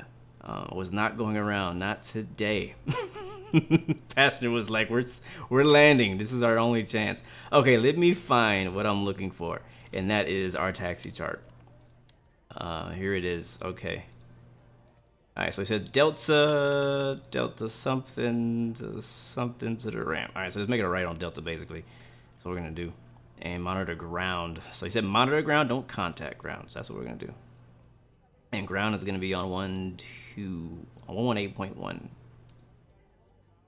So switching over to ground. 118.1. Switch over. And let's taxi. Welcome to Phoenix. Self-loading cargo. Flight phase. I'll tell you one thing. Deporting awaiting engine shutdown. If you were aboard this plane, self-loading cargo. you'll definitely have a story Flight to tell your phase. friends. Taxi to gate. Welcome back to the travel-friendly skies. I know you've been sitting in your house through COVID, just couldn't wait to get out of your hometown, your house. Finally got on your first flight on a beautiful 787. Watched like 3 movies, including Top Gun, and you got to Phoenix, and the passenger just put it down. He just put it down. Didn't even land it. He just put it down. So I'm not proud of it, but I do need to practice. I know that for sure. And it was honestly, when we were like 5 miles out, to be honest, I should have went around. I should have. But today I just don't have time to go and do the whole go around procedure and all that stuff. So Executive ground 429 Charlie Papa. I'm ready to sorry. taxi with Charlie. I apologize for those, but we did have a nice Self-loading little cargo. eventful landing there. Get Flight out of the way, phase. United. No, Landed. don't you dare get in front of me. Self-loading Charlie Papa, cargo. executive ground, Flight located. phase. Taxi to gate. Very exciting Self-loading landing. cargo. Absolutely. Why are we going so fast? Flight phase. Landed. Self-loading cargo. Flight phase. Taxi to gate. All right, flaps We're up. the main FBO Okay, why are we and going so 5 fast, just bro? behind the tower for 429 Charlie Papa. And we'll Bird, turn landing lights Papa, off. thanks. Runway 20, taxi via Mike and cross Runway turn runway offs 12 at need Mike. to be on. Taxi lights need to be on. Strobe lights come off. And everything else will stay off. We're good. All right, now we gotta find us a parking spot. Looks like this is the United area, so we'll park. Alright, 20 park Mike, over here. cross runway 12 at Mike. Here's 429 a looks like Charlie a Papa. Boeing 767. We'll park next to him. Looks like that spot next to him is big enough for a 787. Number 32, 106, advise when you have the weather for Half Moon Bay. We'll put it right here. I think this is a good spot. We do have weather at Half Moon Bay 321-906. Boy. Wait till you see the landing. Wait till you see the replay coming up. Yeesh. That was not pretty. November 106, Roger. Is there an approach you'd like to do?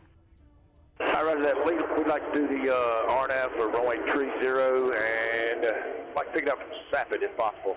321-906. Number 106, expect it. Contact NorCal approach at 135.65. A little bit closer. Come on. What do you guys think about the Microsoft Flight Simulator ground handling? 135.65, 321-906. Come on, give me the X. There it is. All right. Cargo, flight phase. Whew, we're not even going to turn APU on. We're just going to shut this thing Arrow down. 321-906, level 6,000. Oh, spoilers are still up, man. Number 321-906, NorCal approach, Half Moon Bay, altimeter 29908, cross Sapid at 6,000, and cleared the RNAV runway 30 approach. All right, 29908, we'll cross Sapid at 6,000. Landing lights still on, man. We doing a horrible job. 321-906. Oh, taxi lights, runway turn-offs come off, strobes coming off. All this stuff is already off. Self-loading All right, cargo, flight phase, deboarding awaiting doors. Cabin crew, doors to manual, please. very nice. All right. Now we have to disembark our passengers. Let's see how much money we made with air hauler. Secure, please open doors. Thank you. We should have made about 120,000 on that flight. Self-loading cargo, flight phase, deboarding. All right, we are deboarding. The doors are open. And we got it. I'm pretty sure they'll be very happy to Ladies and leave. gentlemen from the cockpit, once again, we apologize for the slight delay in getting you to your destination, but you are now free to deboard, and we look forward to seeing you soon. Thank you. And while they're deboarding, which is going to take a few minutes, we're going to watch the replay in just a second. We're just deboarding real quick, guys. Let's go over to... Actually, for some reason, the air hauler passengers were 99% satisfied, while the self-loading cargo passengers were 86. They didn't like that landing at all. Roger, thanks. Or the descent. They didn't like the entire approach. They were screaming before we touched down. That says something right there. They were screaming before we touched down. That's just a shame. But we can go ahead and disconnect from Pilotedge. Thank you, Pilotedge, for the ATC today. Actually, very good. Surprisingly, very smooth. So very thankful. I don't want to say surprisingly. It's just, you know, stuff always happens with me whenever I fly on Pilotedge. But we had a good flight today. I can't complain about that at all. Danny, thank you for the subscription. And those others who subscribed that I wasn't able to see while we were flying the plane, thank you guys as well for that new subscription or follow. Thank you guys so much for that. I do appreciate it. Welcome to the Blue Arrow Royal family. We here, baby. Remember, next week, Microsoft Flight Simulator come through. We'll be flying the group flights. Let's see. Let me go ahead and get air hauler finished up. Landing performance was okay. I can't believe 510. That's just. Come on, man. Hit the gym. Do some more reps. Replay's coming up. Just stand by just for a second, man. We gotta disembark the passengers. Jamil Joseph, thank you for the subscription. Welcome to the Blue Arrow Royal family, bro. These people rushed off of this plane. They are gone. They are gone. There's one person left. We had like 250 passengers. Self-loading cargo, flight phase, turn around. Alright, let's see. View flight report. Not too good. Not too good at all. This was a poor flight. You communicated effectively with the cabin crew during critical flight phases. That was good. Your landing leaves a little bit to be desired, and a few passengers felt very uncomfortable. Try to manage flare a little better to protect the aircraft from possible damage and the company from medical losses. He ain't lying. Overall, your passengers were slightly happier after flying with you. Good work. We were late though, actually, and our landing was horrible. So, all right. So now that they're gone, we can go ahead and disconnect Pilotedge and watch the landing. Please stand by. Pilotedge. See ya. Disconnected. Wow, that was something else, man. Sheesh. Probably should have put some spoilers out or something. Like, look what, like, this is where we were on autopilot at this point. We're like 3-4 miles out. I'm over there trying to work autopilot and figure out what the tower frequency is.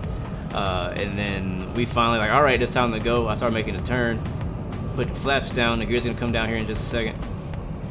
We'll fast forward through all this.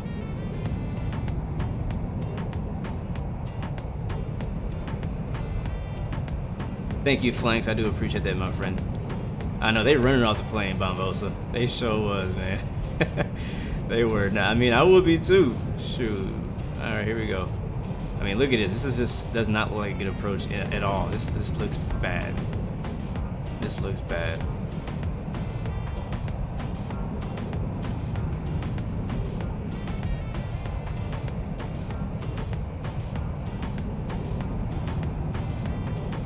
Oh boy. Oh my God. All that happened?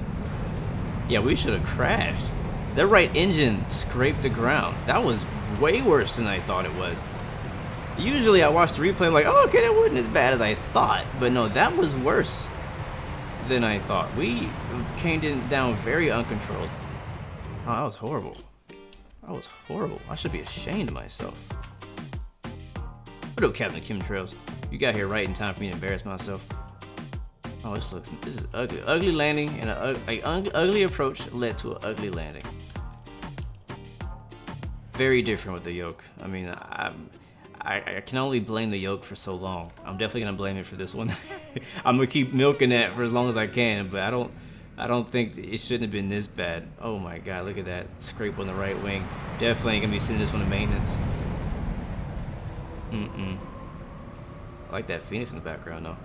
Ryan, that was worse than Ryanair. Like, that was, shoot, Ryanair would be happy to have be fired from Ryanair for that landing, man. Let's watch it from the yeah, we'll do that again. Oh my God.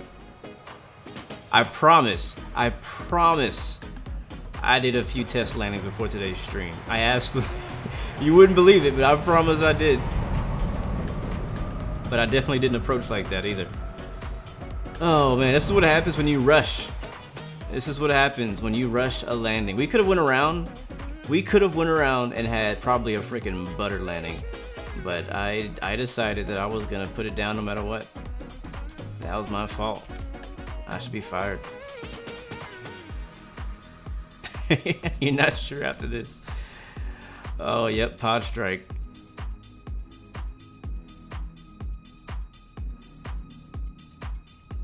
Yeah, that engine should have probably cut fire or something. I don't know. We hit it pretty. Ugh. Ugh. No bueno, guys.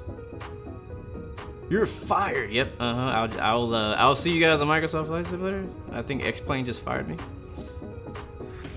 I'll see you guys next week. Start fresh. New sim. New phone. Who this? Alright, let's see. Let's watch from the back.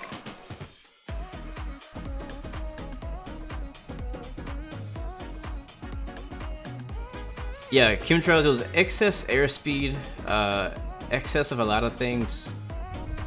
Impatience was one of the issues I had here.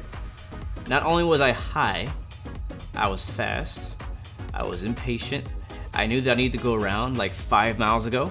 So yeah, a lot of things, a lot of mistakes made here, and I don't think it was just I set myself up for failure. That's what happened. I set myself up for failure. I am not yet skilled enough to recover that late with the honeycomb yoke. So that is the full story right there. But overall, I personally enjoyed the flight. I enjoyed the stream. I enjoyed hanging out with you guys today. Sorry that I had to end it with such a horrible landing, but I think also sometimes these horrible landings can be kind of entertaining to know that, hey, he's streaming, but he's not perfect either, right? So not everybody can just put it perfectly with the butter and on the center line. Matter of fact, I think since the honeycomb has arrived, the butter has been out of stock. So we're still waiting for that to come in back order out of Amazon. Amazon Fresh, the butter is still coming in. It says it's supposed to be arrived about 2 weeks from now. So we'll see when we get it. Anyways, guys, one more landing. We'll say our goodbyes, and we'll be back again tomorrow on the same plane to hopefully redeem ourselves. We'll probably depart out of Phoenix. I think that's a good idea. And we'll see how things go. How about that, guys? I feel like every time I end the stream, I end on this song. So next. Okay, that one too. Something else. Do that. That works.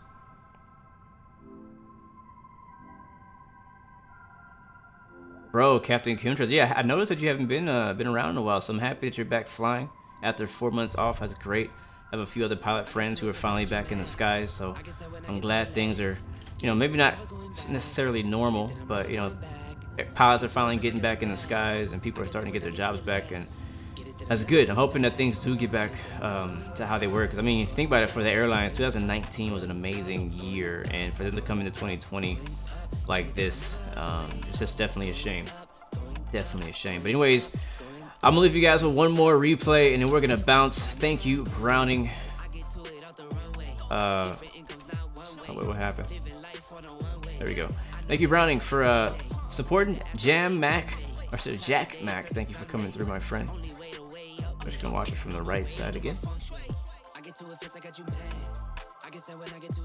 Patrick Salmon, Captain Kim, thanks for coming through, man. Wash 176, thank you very much. Flanks, Vabhav Sati, John Doe, thank you very much for coming through. Andaru, Captain Isle. Gotta get these shoutouts out of the way before we leave. If I missed you, come in the chat, say something. Speak up and forever hold your peace. I'll have a chance to redeem myself tomorrow. Oh my god. Let's watch it in slow motion. Shall we? You guys, you're welcome. You are welcome. I actually did enjoy flying this plane. I did. We'll come back tomorrow. We'll do better. That's what you do, man. Don't give up. Come back and do better. Until next time, remember you have 3 choices. Give up, give in, or give it all you got. Peace, love, and God bless you. I will see you guys next time, next video. I'm out. Going up, going up. Going up, going up, going up. Get it that I'm never going. Get it that I'm never going. Get it that I'm never going. Get it that I'm never going.